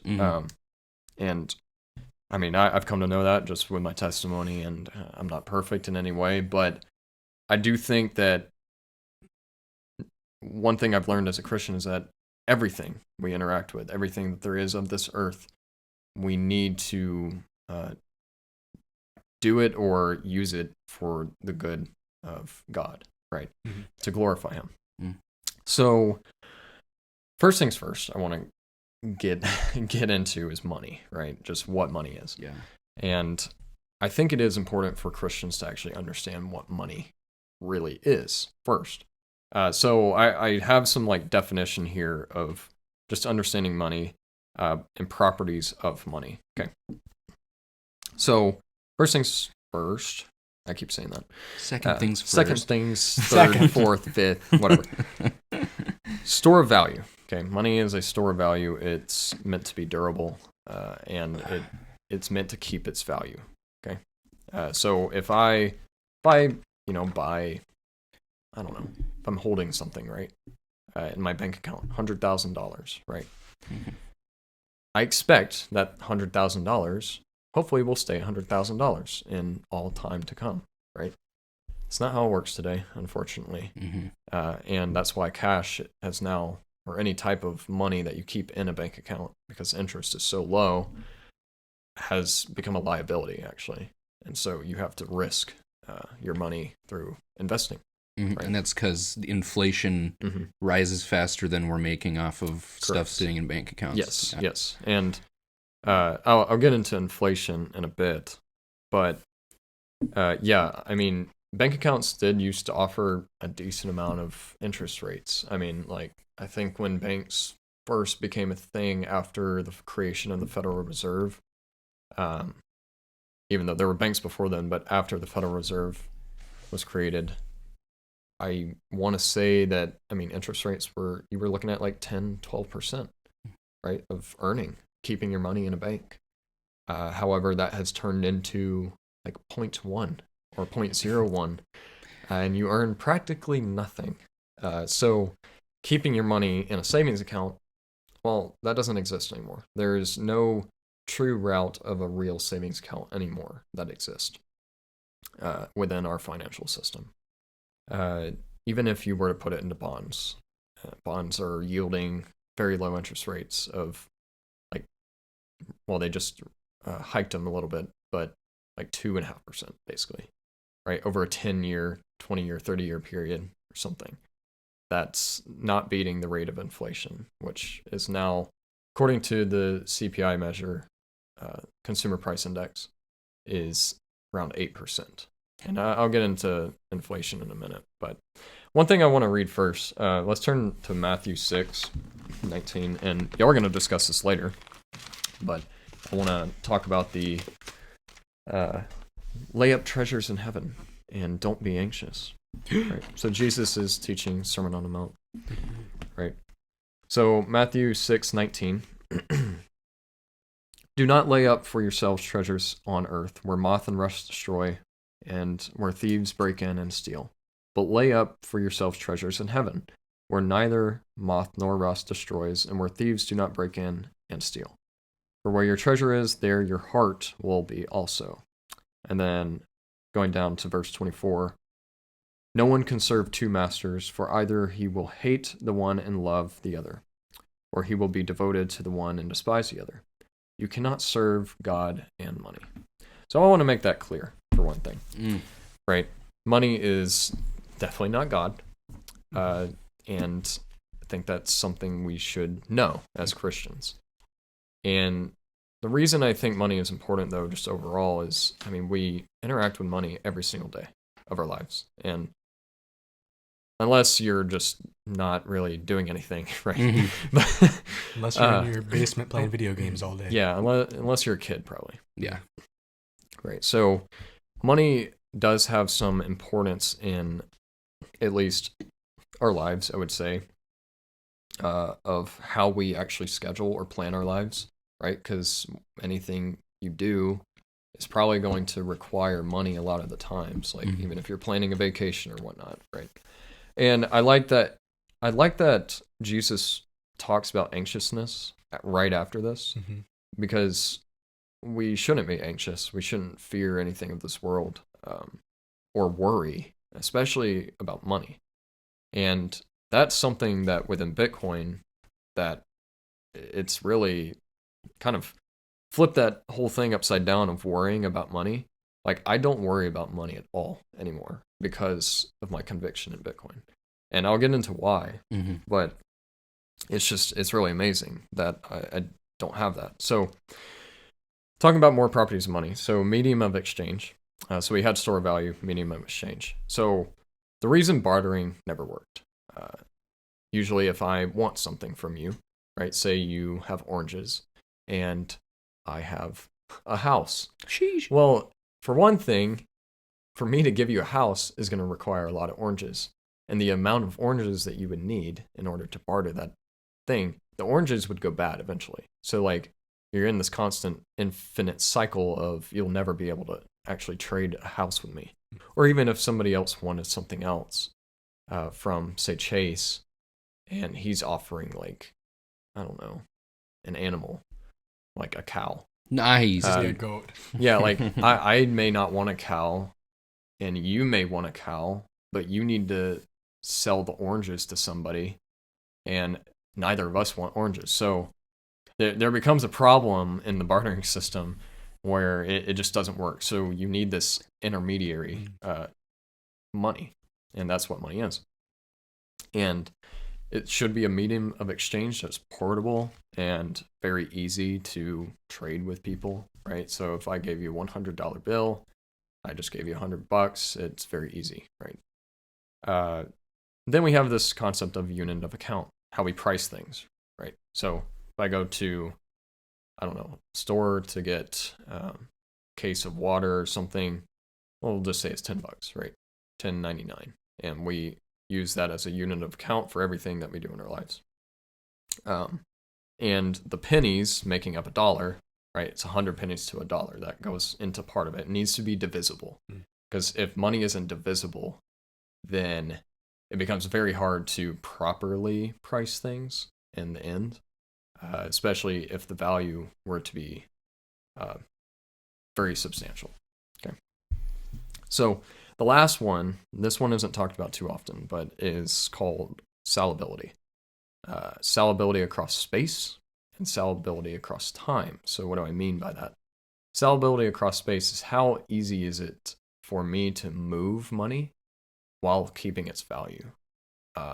And fiat, in terms of the US dollar, it has actually done a very good job at this.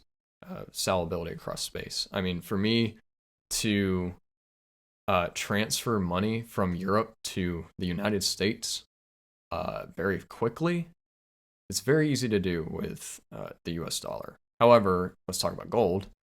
Gold is not. It's very expensive, actually, to move across space. It costs a lot of money, and gold is a lot easier to steal because it's way heavier, so you need better, like bigger ships, you need bigger cars, more resources to actually protect it, right? So fiat's actually done a great job at this, and I respect it in that regard, but don't respect fiat. Then you have salability across time. So the one asset that actually has respected this the most is gold. Gold, I mean, you can look throughout the Bible, the amount of times gold is referenced. Gold has been there since the beginning of time, right, according to the word. And it says this in Genesis 2. I'll turn to it real quick. If I can get there. In Genesis 2, Moses is speaking or writing about this in verse 10. A river flowed out of Eden to water the garden, and there it divided and became 4 rivers. The name of the first is Pishon. Yeah, go for it. Yeah. It is the one that flowed around the whole land of Havilah, where there is gold, and the gold of that land is good. Right? Wow. So from the beginning in Genesis, God, I mean, speaking through Moses, writing these words, right, is saying that, I mean, the gold is good, right? And I don't think that was a mistake for a reason. And money overall stems from that. And why is gold mentioned? Well, because of that time, I mean, especially Moses, to the audience he's writing to, they were using gold as commerce. So now there's reasons he says it was good at that time, because later on we'll see that throughout, like Leviticus, Amos, and Proverbs, that the Israelites and even just people within trade and commerce are using money and gold unjustly with unbalanced scales. Okay. So first thing, Bitcoin. This is the first thing. Yeah, first. Second first. I think it's the 23rd. I always, I don't know why I say that all the time, but I need to stop. It's okay. Bitcoin is the monetary system that best reflects the attributes of God, in terms of respecting human time, respecting life, respecting labor, and also preventing theft from central control, and it de-incentivizes any stealing or debasement. Okay. So it kind of fills more biblical ideologies of what I think you said sound money is made up of. Yes. Okay. Yes. Because I think in the Bible, gold was that sound money. And for a long time, it was the means of exchange that people used. Also silver and copper, but we're not going to get into why those failed. But gold primarily throughout, even to this point in today, has been something that has held its value so well over time. And when the Federal Reserve was created, that was pretty much like the beginning of us coming off of the gold standard. And then eventually in 1971, Richard Nixon temporarily suspended the exchange for a Federal Reserve note for actual gold, but that became permanent. So in 1971, we completely just unpegged from gold. Mm-hmm. And throughout that time since then, there's plenty of things you can go study about that time, and then economics through the 80s, leading up to 2008's crash, 2009, and where we are now, of why that was such a bad idea. And gold, in its sense, for a long time, it was good, but the problem is it became centralized. And Bitcoin is the opposite. It's completely decentralized in its nature, in what it is. And I can go into explaining that a little later. But essentially, gold was held in these central banks, from Bank of England to, I'm trying to remember, there was a bank in New York that held gold for a long time. And then after World War II, the Bretton Woods Agreement, which people can go study, is when the whole world of economics changed for the United States. And we became pretty much the ultimate world power because everybody agreed at that point to use the U.S. dollar as the main world reserve. Mm. Okay. And I wouldn't say that it was exactly that time, but in 1971, that for sure changed everything. So everybody was taking in, saying, okay, we have to trust in this U.S. dollar now. And the Federal Reserve is the one who says what it's worth by how much they print or how much they don't. So over time, you'll get, this is why we see recessions and we see bull markets and times where we are now, where I would say we're in a bubble. But there will be a point where this can't go on any longer. And I really like, this isn't a Christian thing, but I really like Ray Dalio's Principles of the Changing World Order. He has a book about talking about when world orders have changed throughout history. And the last one being the UK. And before that, it was the Netherlands. Just people who had so much prominence in the world and why they succeeded and then why they failed. And the United States, I can see this in where we are today. If you just study exactly what makes up a successful nation and then a failed nation, eventually you get to this point where, where we are today, we're on that curve of failing. And what other nation is rising? China, for many reasons. Okay. So, past that, into the concept of inflation. So the Federal Reserve, if you don't know, is the central bank of pretty much the United States. They are a private institution. They are not affiliated with the government, but the government chartered them to be the bank of the United States, and they are the ones that actually print the U.S. dollar. Okay. So the reason that is because the United States and its government and the U.S. Constitution is not allowed to create their own money, but they can coin gold and silver.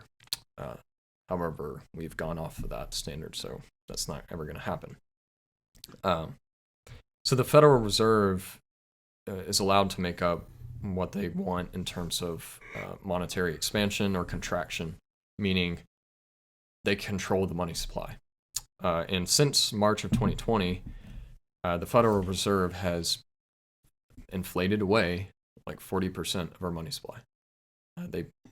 And how did they do this? Well, they gave everybody checks into their bank accounts, right? Mm-hmm.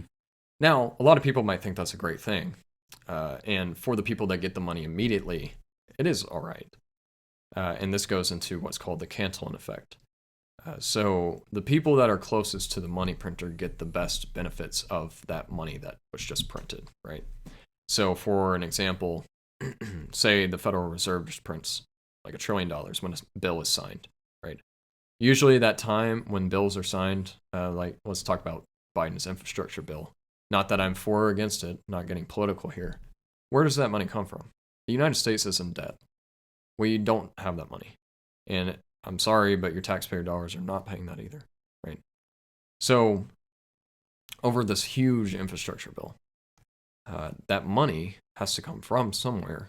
And so what happens is that the Federal Reserve prints the money by buying government bonds, right? The government is saying that, okay, we'll charge you this interest and you'll get this money from us eventually later on down the road, but just give us the money now.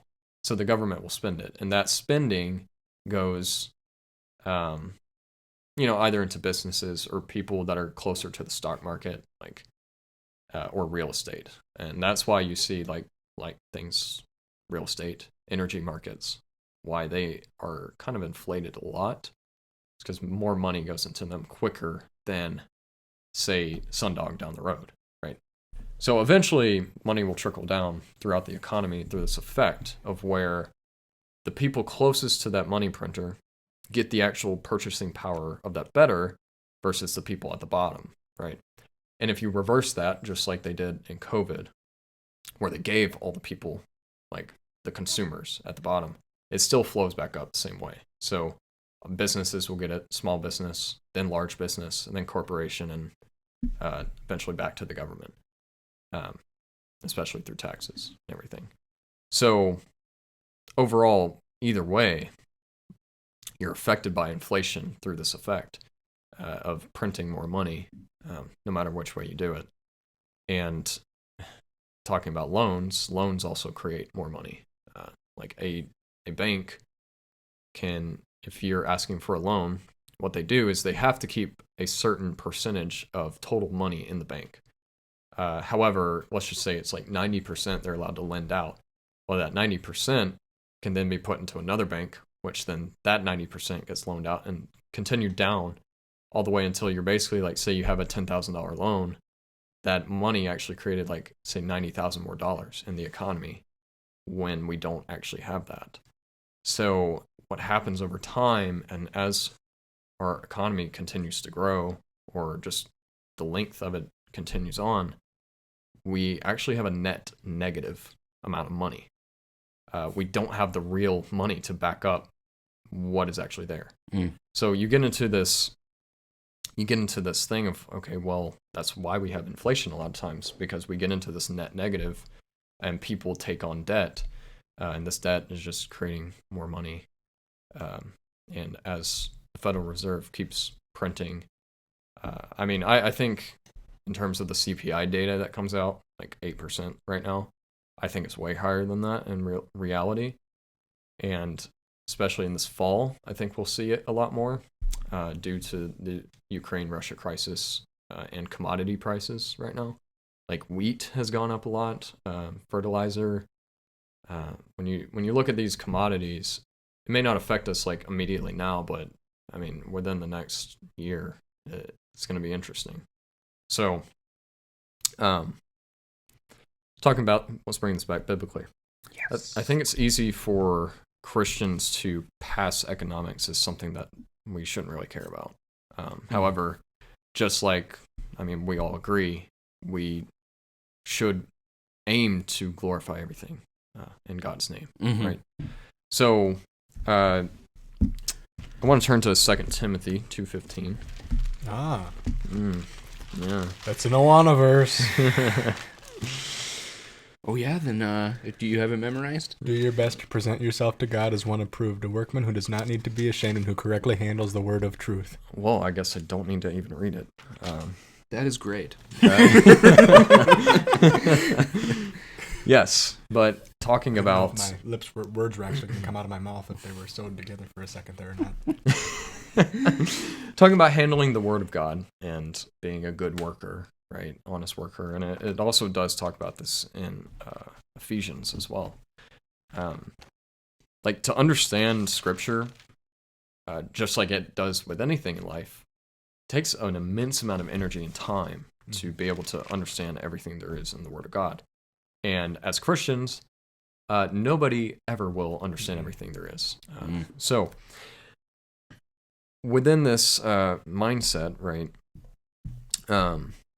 trying to at least aim to glorify God in everything, to say that such a large area of our lives, money, economics, is like that God doesn't care about this type of stuff. I mean, to me, that seems a little bit, I don't want to say this in a mean way, but ignorant. Like, and I mean, this can go with that Augustus quote,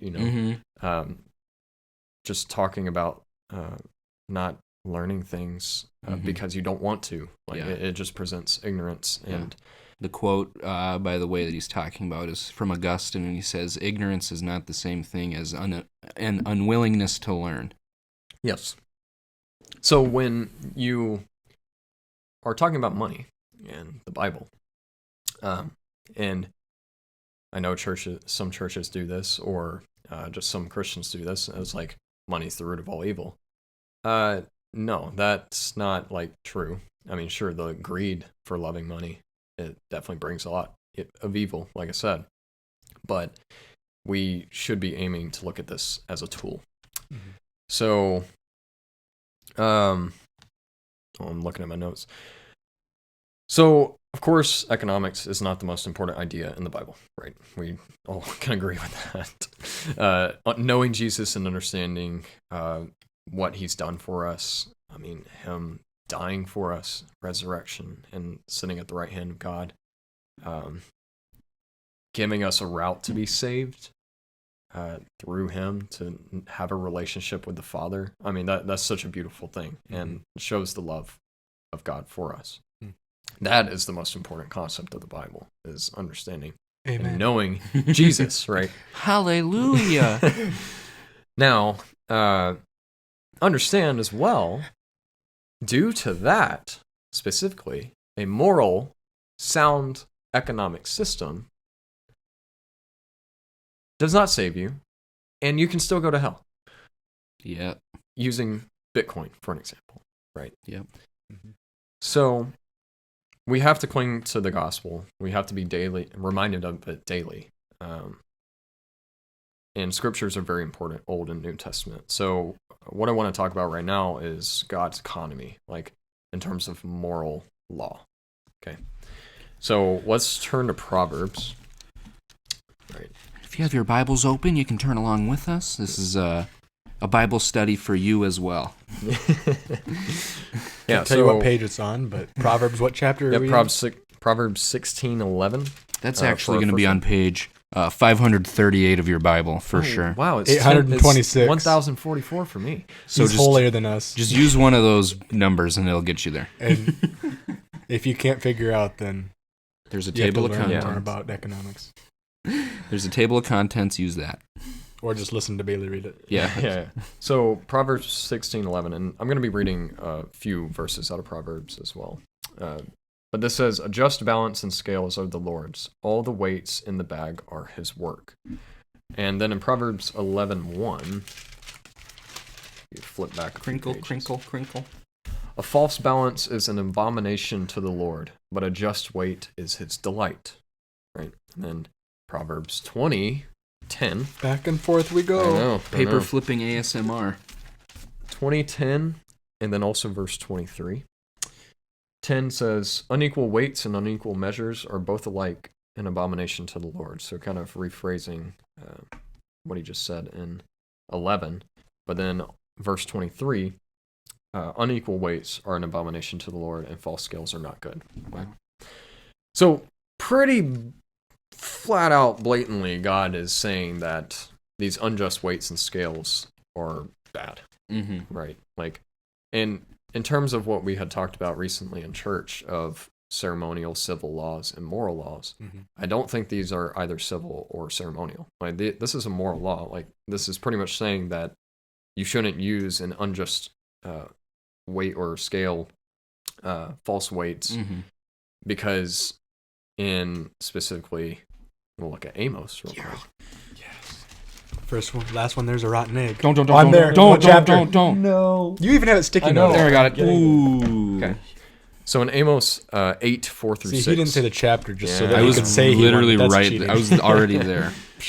And this is specifically to the Israelites. Hear this, you who trample What on verse? Sorry. 4 through Maybe he said that. 6. I'm sorry, I wasn't listening. Yeah, it's okay. Okay, thanks for forgiving me. Hear this, you who trample on the needy, and bring the poor of the land to an end, saying, when will the new moon be over, that we may sell grain, and the Sabbath, that we may offer wheat for sale, that we may make sorry, I don't know how to pronounce it. I say Epha, but I always think that's wrong. So.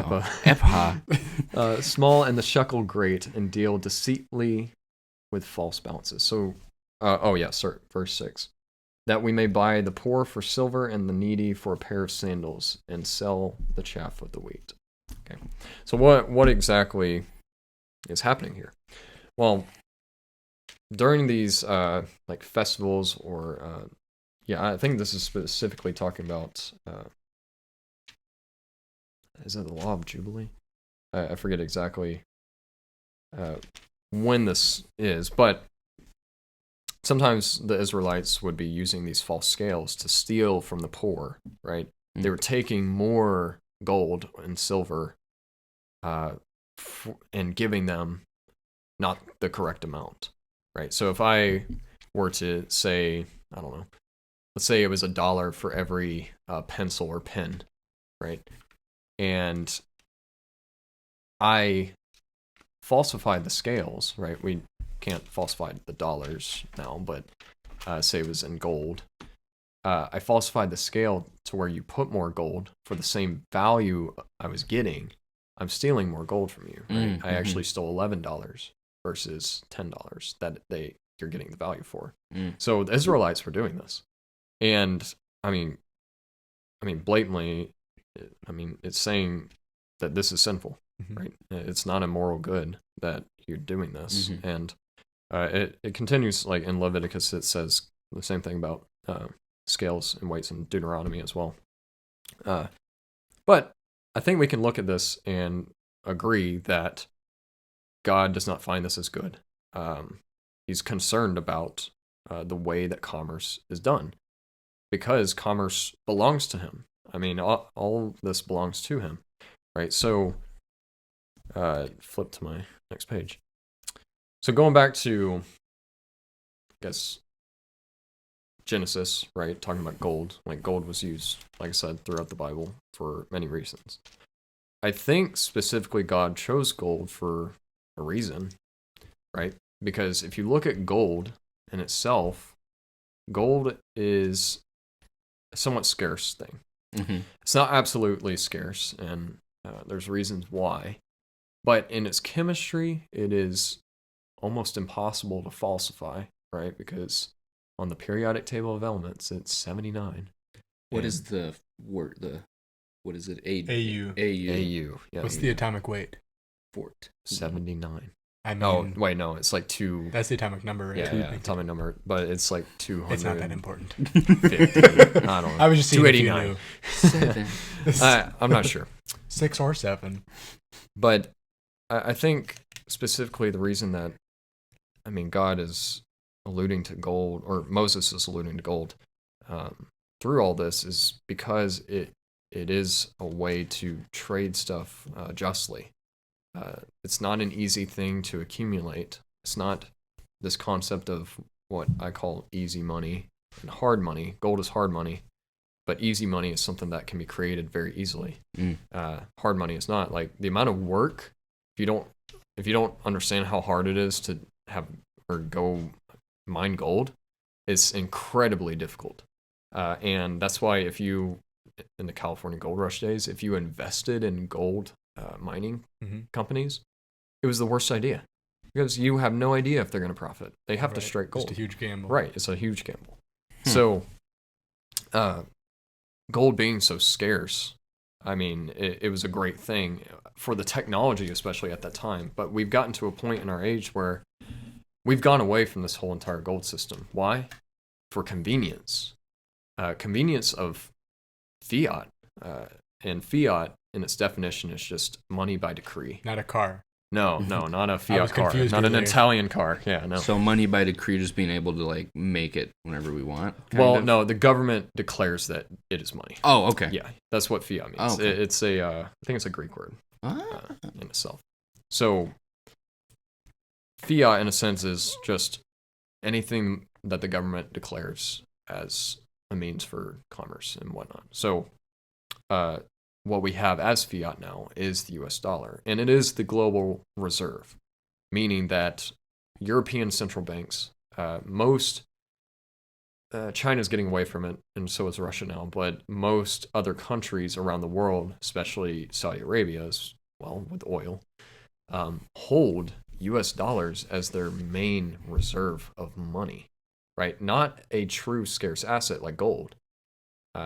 So when the Federal Reserve prints more money, you're not only affecting the people in the United States, you're affecting the global economy. Yeah. Right. So if inflation in the United States is 8%, it could be a lot worse in other places. Yeah. Okay. Oh. So what's the next point I want to get to? Something. I think about we're on Bitcoin. the second point. Yeah. Well, so first things first. Yeah. As Christians, we're definitely driven to, proclaim, obey, and share God's word. Because we've been transformed in knowing who God is, right? So if we're going to use the Bible to justify money and commerce, we need to recognize the deceptiveness of the financial system we are in now, and understand that, according to Scripture, that this deceptive, immoral system that we are in is not a good thing. It's morally bad. And originally, I would say money was more kind of neutral, but it's leaned toward this bad type of area, but we can bring it back to good, something that is good and absolutely scarce. So if you're studying, I could go on for hours about, of course, how the United States financial system, how it works and whatnot, but it's based a lot off of this concept of Keynesian economics. And Keynesian economics comes from John Maynard Keynes. I wouldn't say he was a just economist, because he totally did not have any degree in economics or whatnot, or he kind of just fell into it, and then people kind of just trusted everything he was saying. But it's this idea that government has to control money. Government should be in control of money. And it kind of, in a way that leans towards, in my opinion, a little more like Marxism or communism type feel. It feels a little George Orwellian to me. Yeah, right, exactly. Jar Jar Binks? Jar Jar Binksian to me. So I think we can all agree, too, that today we can look at the world and how it is and how it operates, and we can see that there's so much perversity in everything that there is out there. I mean, in terms of how much power money has to corrupt individuals, ethical systems, and even work in itself. Okay. So, do y'all have anything to add before I continue? I'm still absorbing. Like a sponge, just letting it soak in. It might take a few watchings to process. I really like. I've understood a lot so far, Yeah. more than I normally do. I really like what you said about how, when we print money here, it's it affects America, but it affects all these different places in the world, and especially maybe countries that aren't even as developed as us, and that could be very detrimental to them. Right. Yes. Probably even worse for them and their people. Yep. Yeah, because I think one thing that's hard to understand is we are very blessed and fortunate to have been born in the United States. Yeah. I mean, when I tell you, one thing, if you didn't know this, there are over, I think, 1.5 billion people that don't have a bank account in the world, right? And why? Why is having a bank account so hard? Well, the reason is because you have to actually go to a country that has a bank, like a real bank, because a lot of third world countries really don't have trust banks or whatnot. So, say I grew up in Zimbabwe, right, who has experienced hyperinflation and very dictatorship regimes. And it's very sad to see what's happened there. But say I'm a citizen of Zimbabwe, I have to travel to the United States or like France to actually open a bank account and then be able to be banked within the global financial system, which to me, it's really hurtful. Like, you wonder why a lot of African countries or third world countries can't really develop like we have, right? Mm-hmm. And it's because they aren't connected like we are. Like, and I mean, it's due to a lot of things that have happened since the world wars, because I mean, there's a lot of European control still over Africa and over some of the countries in Africa, which is really sad when you look at it, pertaining to just humanitarianism and being a Christian and looking at how hard that is to understand and come to terms with. But yeah, I mean, I think this is where Bitcoin steps in. I mean, from a positive worldview, what is Bitcoin doing, and what is, like, why was it created? What is God doing?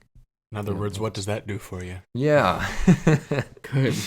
And how is it consistent with his sovereign plan to bring about his absolute will through his people, and how we can use Bitcoin's positives to reform within our own lives, the economy and society. Okay. Mm-hmm. So how can we as Christians apply God's word to money in our current fiat system, right? Mm-hmm. So investments, they're usually, well, let's just talk about routes you have to take to fight against inflation right now, right? So investments. A lot of times investing can be very risky. I have come to know that because before I got into Bitcoin, I was very heavily involved with trading, investing, and risking my money in order to beat inflation, right? And earn a quick buck. I've come to terms now to not do that. But usually you see, and in a way, I don't like to say this phrasing, but it's actually true due to how our financial system works. The rich get richer, and the poor get further from the rich. I wouldn't say they get poorer, but in turn, they can get poorer, depending on certain factors. But the gap is growing, and the middle class is kind of dwindling. So, this money printing, like, it gives these people, incentives. Like, if you are a part of this system, especially if you're a politician, right? You are incentivized to take part in the system. Yeah. Because you earn so much profit, and you know so many things that other people in this world don't, right? And I think about investments as well, thinking about third world countries.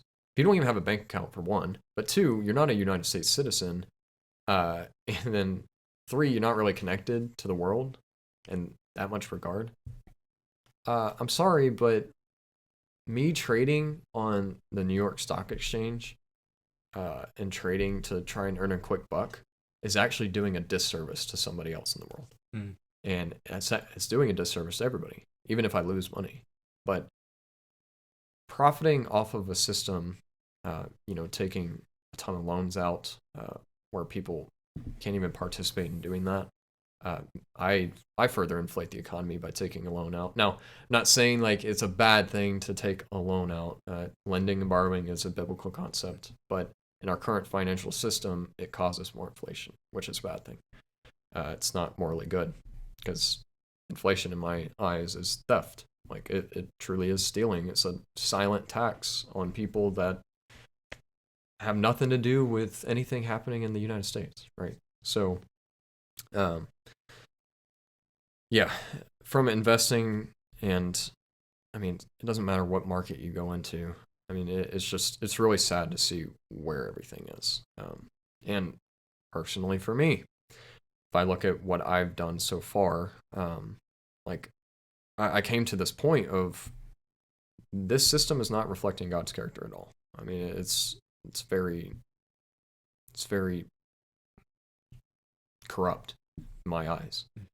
And I think that's a hard thing to come to terms with Mhm. because for a lot of people, we've grown up on this. Like for each of us, we didn't learn this in school. Mm-hmm. Nobody taught us this, neither our parents. Why? Well, because the Federal Reserve was created in 1913. And not to say that there aren't people that actually do understand all this stuff and what the concept of sound money, but there's very far and few, right? So I think we're at this point where, the system has gotten to such a brink and a breaking point, and we're seeing things that, if you look at interest rates and the markets and everything that there is, people may say that the economy is going to turn out fine. Like, sure, it might have a recession or whatnot. Dude, we're at a point we've never seen ever in history since the Federal Reserve has been created. This is nothing like the 80s. This is nothing like 2008. And I'm not being alarmist. I'm just saying the facts. Go look at it yourself. And we don't know what's going to happen. But I can tell you that the system has to come to an end at some point. It's going to fall into a collapse. And that's either going to end in huge economic turmoil for the United States and the world and its global economy by falling into a very hard recession, or we're going to hyperinflate, which then causes terrible things to happen. And since the Federal Reserve has been created, and then especially after 1971, go look at all the countries that have hyperinflated since 1971. There's a reason to that, and it's because of the broken system we're on. Hmm.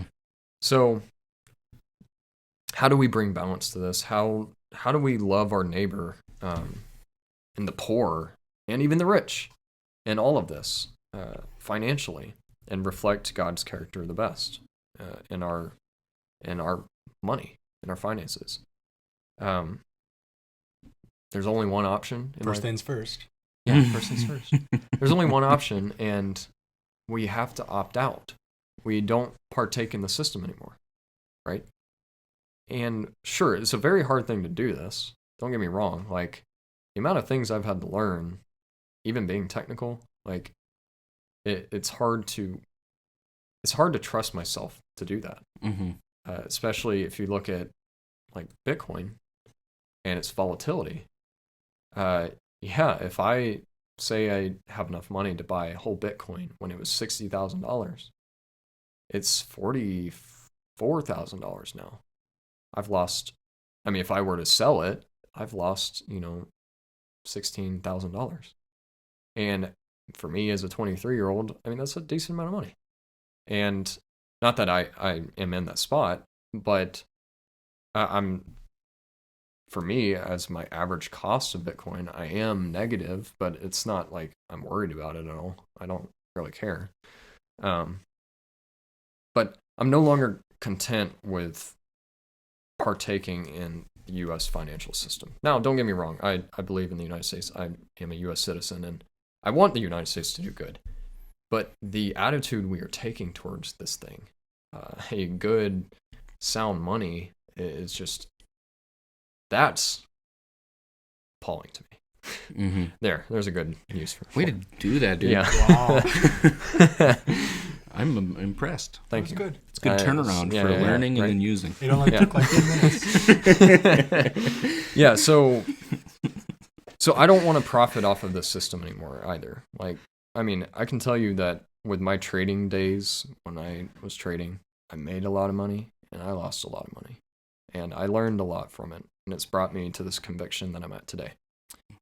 So, money in itself, summarizing this, is something that should store our work and our energy rightfully, Mm-hmm. justly, just as God wants it to be. So when I put my value in Bitcoin, it does help everybody else. And speaking of boats, right? There's this quote. If you need to wear the hat. Yeah, no. can. I'm good. Okay. Speaking of quotes, a rising tide lifts all boats. Right? Me buying Bitcoin, partaking in Bitcoin, using Bitcoin, voting in Bitcoin, I am helping the rest of the world. doing that. Thank you. Because, not that I take pride in that, but I mean, overall, it's just, I've come to terms with this conviction of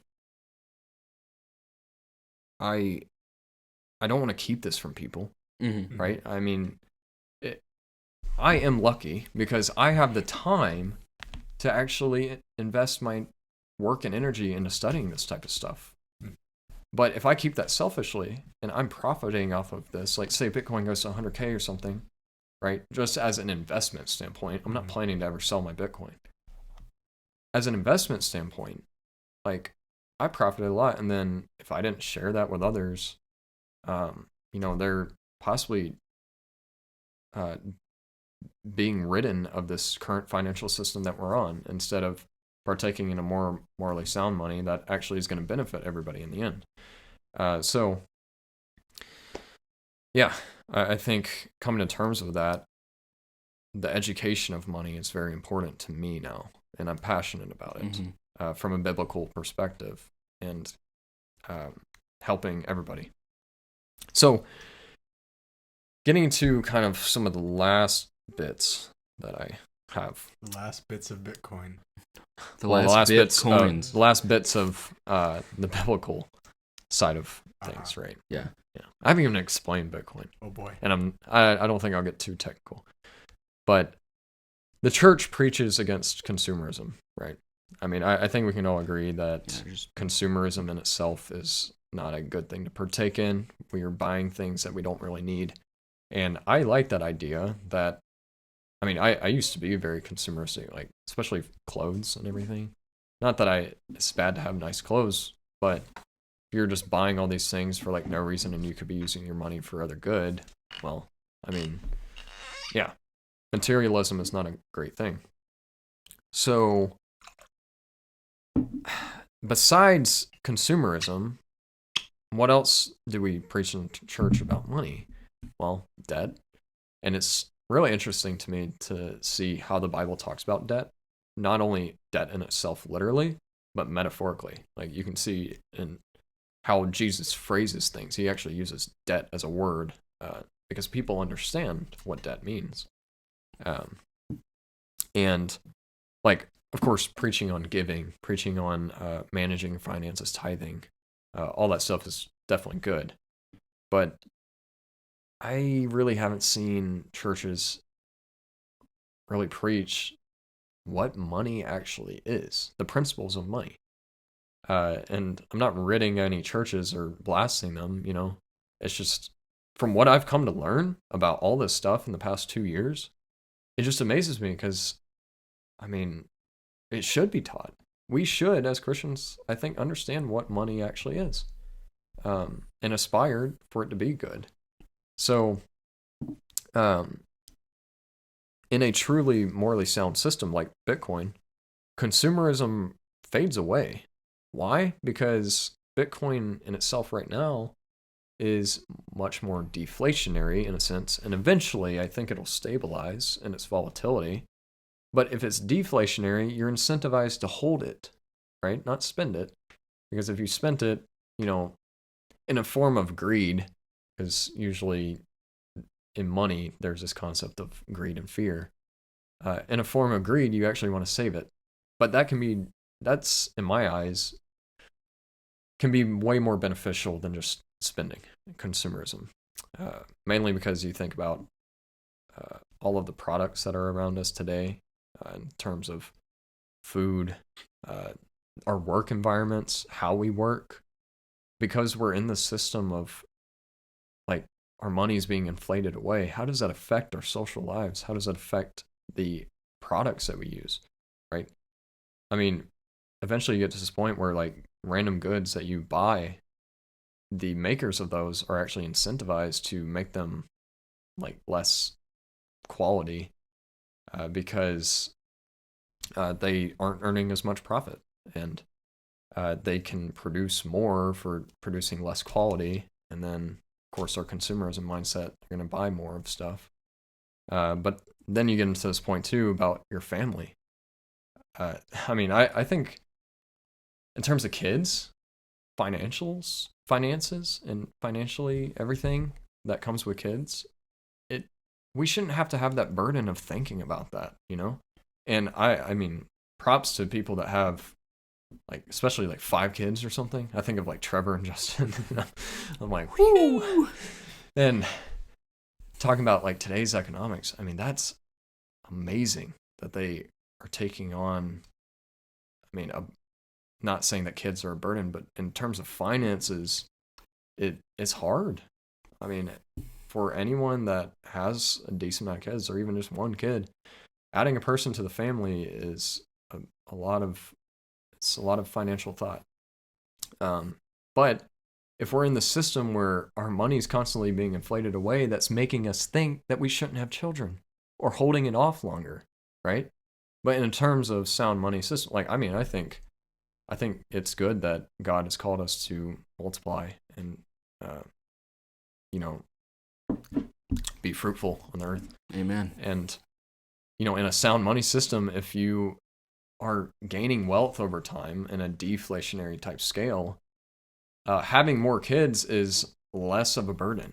And it's, in my eyes, better for the economy even, because you are bringing more people into the earth that then can produce more good economically from production standpoint and commerce, and even just as Christians. So it's so interesting just to think from a social aspect how much influence money has,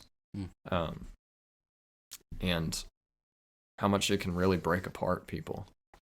So yeah, I don't think we should get into this idea that you just go work your job, you're earning this dirty money in air quotes, putting it into an offering basket, and then the church is just going to deal with it or whatnot, right? Let's look at the Protestant Reformation. Yeah, Martin Luther and the Catholic Church, especially once the Catholic Church started taking more money for like indulgences, right? That was just completely wrong, right? You're financing something that should not be financed. And it's just, Martin Luther recognized that. And kind of the same thing today. I mean, we're at this point where I think we really should be paying attention to this, because it is something that is big in our lives and affecting everybody in such a way that nobody's truly seen before. So, yeah. So, I mean, that's pretty much from a biblical sense all I have of money. Yeah. And then that's it. I mean, I have more, but that was, just so you guys know, that was Bailey's response to my first question of what is Bitcoin. We're now going to move on to the next question. I'm just kidding. No, I thank you. I appreciate you conveying this in a way, because I feel like we joke around with you a lot about your Bitcoin and stuff like that, but actually hearing it and understanding, like, this is coming from a place of like wanting to care for people that are kind of at the bottom and who just keep getting pushed further down by greedy people. I think that shows the heart of it, and then that shows like Bitcoin is an alternative to our current system that actually enables the people that are lower to actually be equals. Yes. And so I think that's a good thing to think about for us, and especially our viewers, a good thing to think about.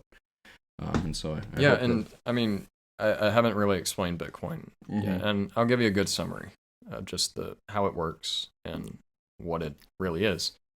And here's the thing: if you want to make the argument of Bitcoin's not backed by anything, for one thing, well, your U.S. dollar isn't either. It's backed by trust in the U.S. government that says what it is. 2, gold, in a sense, is actually backed by nothing in reality. But the reason there's value in it is because it's scarce and you have to put in the work to do it, to get it, right? And talking about gold and its downfalls, like I said, gold's heavy, gold is hard to move. For a long time, it's hard to divide too. Like, actually dividing gold in front of somebody, it's not the easiest thing. And that's kind of what prompted fiat to come around. That's why silver and copper were used, because they were measurements for like an equivalence of gold, but they were lighter and able to be moved around easier. But gold is not absolutely scarce. Okay. So what do I mean by absolutely scarce? Well, you can technically create gold now with nuclear reactions, particle accelerators, right? Not going to get into chemistry or physics in this, but Thank you. But it is very expensive to do that. I mean, to turn an atom into another atom, that is insanely hard to do. And plus you get like barely any gold from it anyway. But then as well, what happens if Elon Musk is becoming pretty prevalent, right? What happens if we find a ton of gold somewhere else in the universe, on other planets? Well, that technically inflates all of the gold. And gold is not absolutely scarce because we have no idea, at least on Earth, we know there's a limited supply, right? But in terms of the rest of the universe, I mean, there was a comet or a meteor that held like 200 times more gold than we've ever seen before, that passed by the Earth one time. And it's just interesting to think about, like, what if that was an incentive to a government or whatnot, which there was actually a movie recently about that idea, that there was a scarce asset in this meteor that they could have chose to blow up the meteor and not worry about the value of it, but they chose to go for the value of it, and it ended all of mankind. Yeah. I was about to say we should have made a meteor or a comet-sized baseball mitt and stuck it in the universe, like right above the atmosphere, to try and catch that puppy. Oh, yeah. Bring it down. Oh, yeah, that movie was called Don't Look Up. And yeah, I would advise, if you are a Christian, it is not a wholesome movie, but Thank you for the warning. Yeah, it is a interesting movie pertaining to society today. So, in that term, Bitcoin is absolutely scarce. There will only ever be 21 million Bitcoin, okay? And we know that because it's in the code of Bitcoin. Now, going into this concept of, okay, well, how can you make a digital asset valuable? Well, Bitcoin is the only thing in the world that has ever bridged the physical world to the digital world. And what do I mean by that? In order to mine Bitcoin, you have to take raw electricity and turn that into math that then solves the puzzle to mine the blocks in Bitcoin. Okay.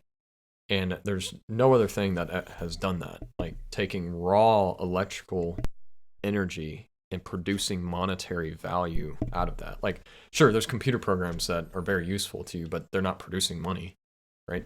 But Bitcoin is that. And so when I talk about, I mean, I'm not going to get into like Bitcoin mining too in depth, but just think of it like gold mining. Gold is technically valued because of how hard it is to get. Like, it's proof of work. To mine gold is ridiculously expensive, and it's a hard profit to make. And same thing with Bitcoin mining. It's definitely expensive in terms of electricity, but it's not a bad thing in terms of its energy usage or whatnot. And I can go more into that later on if people want to ask. But yeah, so that's kind of a sense of, okay, talking about absolute scarcity. But Bitcoin's also permissionless. There's no parameters that you need to like just get into Bitcoin, right? It's a system where you're able to opt in or opt out anytime you want. And for anyone in the world, they can do that, right?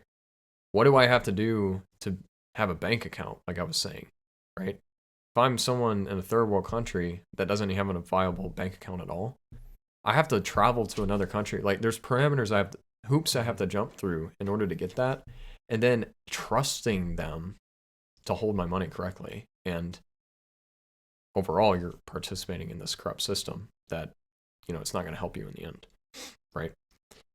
And Bitcoin is different.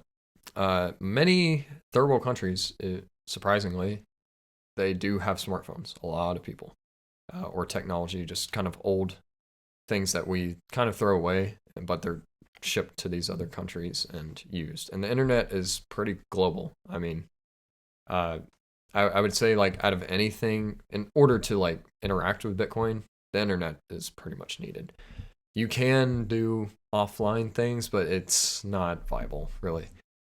And many people have access to the internet in the world, especially with Elon Musk and what he's doing with Starlink. I mean, he's pretty much bringing everyone on internet globally. And so, if I want to transact right now, Bitcoin to somebody in Asia, Africa, South America, missionaries, or anything, I can do that all right now in an instant. Either through Bitcoin's main layer blockchain, layer 1, and it would take probably 10 minutes to confirm that transaction, versus try doing that in our traditional system.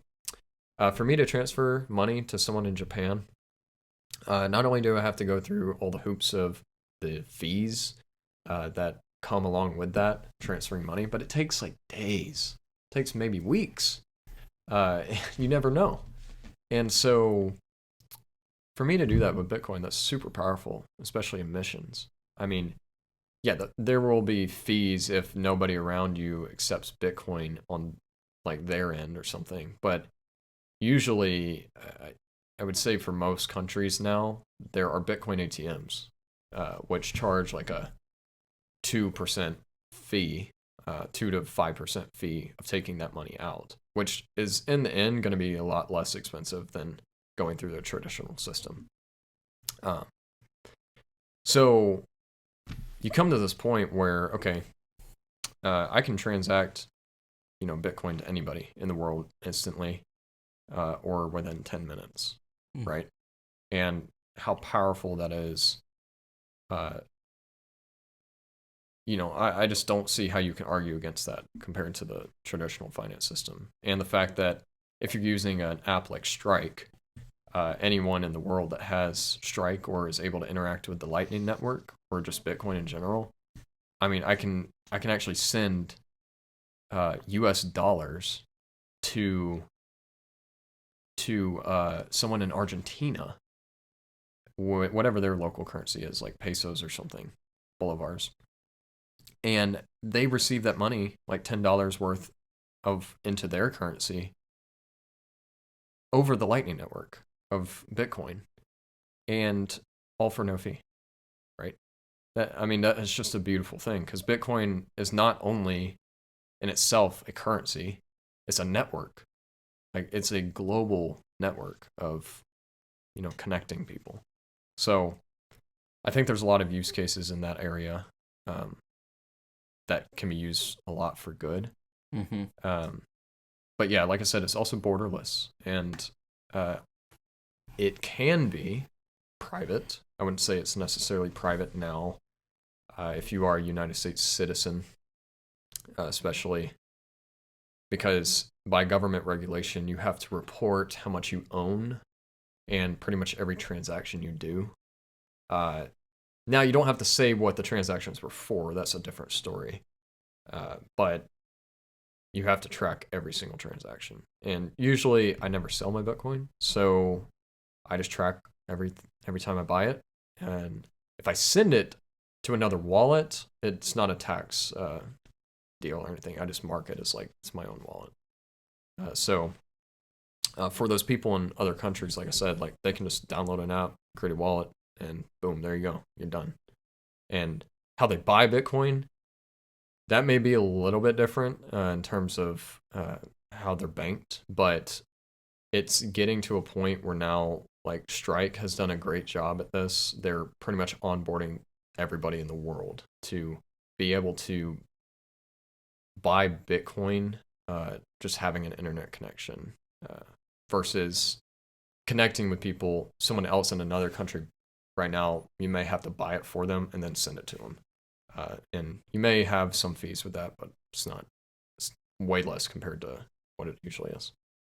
So that's that concept. And then it also can be, unlike any other money, unconfiscatable. How? Well, gold is confiscatable very easily, right? I mean, say you're holding gold in some storage somewhere. Well, the government can come and just take it. I mean, if they really wanted to. Even if you hid it in the earth, it's still confiscatable, right? Even though nobody may know where it is. However, Bitcoin is different in that sense because it lives on its blockchain. And I'm not going to really explain what a blockchain fully is, but the Bitcoin that you have access to lives on the blockchain, right? So I brought a few things with me today, and if you're watching on YouTube, you can see this. So this is an example of a hardware wallet. So a hardware wallet, and what it is it is a offline storage of your Bitcoin that is super secure because it is the chip that's inside of this has the private key that is the access to your Bitcoin. Now, to actually get the private key off of that chip is incredibly difficult. I mean, it's like practically impossible. Mm-hmm. So in Bitcoin, there is this concept of seed phrases. Seed phrases can be, I have mine right here in the steel plate, and I'm not going to show it to people because even if it is encrypted like it is, I just don't want to show it. But for me, I have 24 words of my seed phrase for this hardware wallet. Now, it could be 12 words, 24 words. The security of it is still the same. Okay. And if you have, for an example, a USB stick, or maybe you even remember your seed phrase, because usually they're pretty memorizable words. If you remember that, like I have with my 24 words, I can destroy all of that. Go somewhere else in the world, buy another one of these hardware wallets, and have access to my Bitcoin. Unlike, I even can technically transfer it to my phone if I wanted to. Now, I'm not going to do that because it's like less security there on my phone because my phone's actually connected to the internet, unlike the hardware wallet. Because I have to plug in a USB into that. But yeah, I mean, if you especially can remember your seed phrase, I'm sorry, but there's no technology today that can just strip out, the stuff out of your brain, that information, and then, yeah. So, in that sense, that's what makes it borderless. I mean, it's really cool to see, especially lately, the amount of Ukrainians that have been able to escape Ukraine or flee, which is very sad. Like, obviously, I wish that wasn't happening. But they've been able to get past guards, maybe Russian or Ukrainian themselves, because there is corruption even in Ukraine, from taking their wealth because they are storing that stuff on like flash drives or memorizing those seed words. And then they go to like Poland, they just are able to access it and it's all there, So that's a beautiful thing because it is more of a true store of wealth within Bitcoin. And like I said, there's only going to be 21 million of it. So currently this month will mark the 19 millionth that has been mined. And with that nature of something becoming more absolutely scarce, and in Bitcoin's case, the reason it becomes more scarce over time, Bitcoin will be done mining in 2140. We know that because, say, a block takes every 10 minutes, roughly. The reward rate for how much Bitcoin you get from mining a block halves every 210,000 blocks. So currently right now it's 6.25 Bitcoin per block. So every 10 minutes, 6.25 Bitcoin is put into the network. Now in 2024, that's going to turn into 3.125. So you have this deflationary mechanism where over time it becomes a lot more scarce to where, like in 2040, I forget what the amount is, but if you keep dividing by half, it's not a lot of Bitcoin that's coming in every 10 minutes. So by the nature of that, you get this logarithmic curve where basically the price starts out like, say, 0, and then it goes up, and then it stabilizes out eventually. Mm-hmm. Right? Now, there's going to be volatility in this stage, right? And like we are now, we're under $1 trillion market cap, right? $1 trillion in terms of investing, if you don't know, is not a lot of money in a global asset. Like, I think Apple is worth $3 trillion almost. So Tesla is definitely over $1 trillion. So in that sense, like, Bitcoin still has some ways to go to surpass like companies. But in terms of gold really, I want to say it's around a 12 trillion market cap right now. But if you want to talk in terms of the amount of money that's in the world, the amount of debt, like if you take all of the assets and debt that's in the world, you're looking close to like $400 trillion, right? And maybe even more than that. Like there could be actually over a quadrillion, with some quantum economics type stuff, which it's way beyond my head, right? So yeah, I mean, in that sense, it provides you right now, I would say, with more of a store of value. I believe Bitcoin will become more of a medium of exchange, actually replacing money as the US dollar is now, right? Like, so it will be normal for us to transact Bitcoin every day. However, one thing I want to bring up is, not sounding alarmist either, but I would not be surprised if within the next 5 to 10 years we fully see a true digital economy, especially within the United States. Why do I say that? Is because, well, especially this past week or past 2 weeks, Biden came out with an executive order researching central bank digital currencies. And I am not an advocate for that. I think it's a huge privacy concern, because central bank digital currencies, if you research them, essentially what they are is like it's like stable coins, which are just something that's pegged to the US dollar, keeping a $1 value, where it's a programmable asset that can be manipulated if it's programmable, right? So if the US dollar changes into a digital form on a blockchain, which is what a central bank digital currency is, the Federal Reserve will be able to say what you can use it for. And not only that, because it's on the blockchain, a blockchain, no matter if it's centralized or decentralized, I mean, you're able to see everything, right?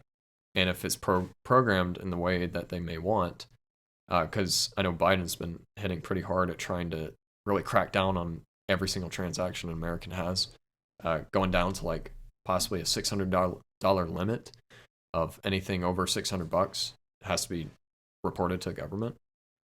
That's not in state yet, but it could happen. Well, in that sense, in a CBDC world, I mean, you could go to a store and buy something, say unhealthy, or maybe it's Federal Reserve money, maybe it's health insurance money that you're trying to spend, and then they just say, nope, can't do that. Like, you can't spend that money on that item with this programmed money. Now, what I think we will see happen, I think the Federal Reserve will come out with their own form of the CBDC, but the thing is too is like private banks can also print money now, technically with loans, but they'll also have their own. So you'll have like JP Morgan coin, you'll have like First Bank and Trust coin or something. Not saying that that's going to really be what it's called, but all of these are going to have separate blockchains that they live on, but they all report back to like the Federal Reserve, and they're all maybe interconnected in some way. And the reason I say that that's a huge privacy concern is like you get rid of a cash society, and cash right now is like the only thing we have left in terms of privacy. So yeah, overall, I mean, I'm not going to say as investment advice or anything, buy Bitcoin, but just think about it, keep an open mind towards it, and study it. I mean, research it yourself, and if you come to the same conviction as me, I've literally pulled out all of my retirement, every single thing that I have, and put it into Bitcoin in terms of like money, investing and everything. And I hold enough money to pay my bills and whatnot, but besides that, that's all I got. Good. And you have a website, right? That you have a lot of resources, both for Bitcoin just in general and how it applies, or how the Bible can apply to it and things like that we'll put in the description or whatever for the episode. Yeah. I have a website where I have a ton of resources for not only Christianity, Bitcoin, computer science, cybersecurity. That's zonemix.tech if you want to go to it. And cool thing I have set up as well on there, a way to actually pay me in Bitcoin. And it's all anonymous too, so not like I'm going to know who does it, but if someone needs to do that easily, they can through that. Wow. Nice. Well, that was good. Good. I absorbed every little bit of it, as I'm sure all our listeners will. But it's definitely a lot to think about, and I think you do raise a lot of, applicable concerns, and as far as like how our current financial institution affects people. And so I think it is a topic that I think we should look into as Christians, because we don't want to harm people. And of course, for a lot of us, that's out of ignorance of like, we don't really know what system we're working in, but you've shown us like, here is this system, so now we're not really working out of ignorance. So now it's like, are we gonna put in the work and try and understand and maybe come to the same convictions as you, or maybe different? Because before Bitcoin, I mean, I would say it's kind of hard to, especially trying to go back to a gold system. I mean, I wouldn't say having a gold system is the best thing, but it was at least better than fiat. But before Bitcoin, it's hard to come to that conclusion. Yeah. So you would say, just as if you cut John Bunyan and gospel would spew out, if you cut Bailey, Bitcoin spews out. Bourbon, Bitcoin, in the Bible. Yeah. There it is. Oh! Bailey, do you have a Bible verse that you could, I know you've got many, but do you have one that you could end us today with? I will tell you my favorite. Please do. Yeah. That is John 16:33. And what is that verse? That's not one that I learned in a while. Actually, it probably is. I think we used it. You definitely know what it is. I know what it is. I just can't say it as well as you can. Yeah. I have told you these things so that in me you may have peace. In this world you will have tribulation, but take heart. I have overcome the world. Oh, that's good. Got chills on my shoulders, weirdly, when he said that. Well, that verse is actually on my shoulder. Oh! Whoa! I didn't even know that. You better check afterwards to see if it's now on your shoulder. It's the Roman numerals on my shoulder. Wow. The verse. Yeah. I don't often look at your shoulder, but when I do, I do wonder what they stand for. It's kind of hard to see me shirtless all the time. Not for Nick. Oh. That's it for today. Join us next time on the Pontification Pals podcast. And remember, love Christ, love others, laugh often. Yay!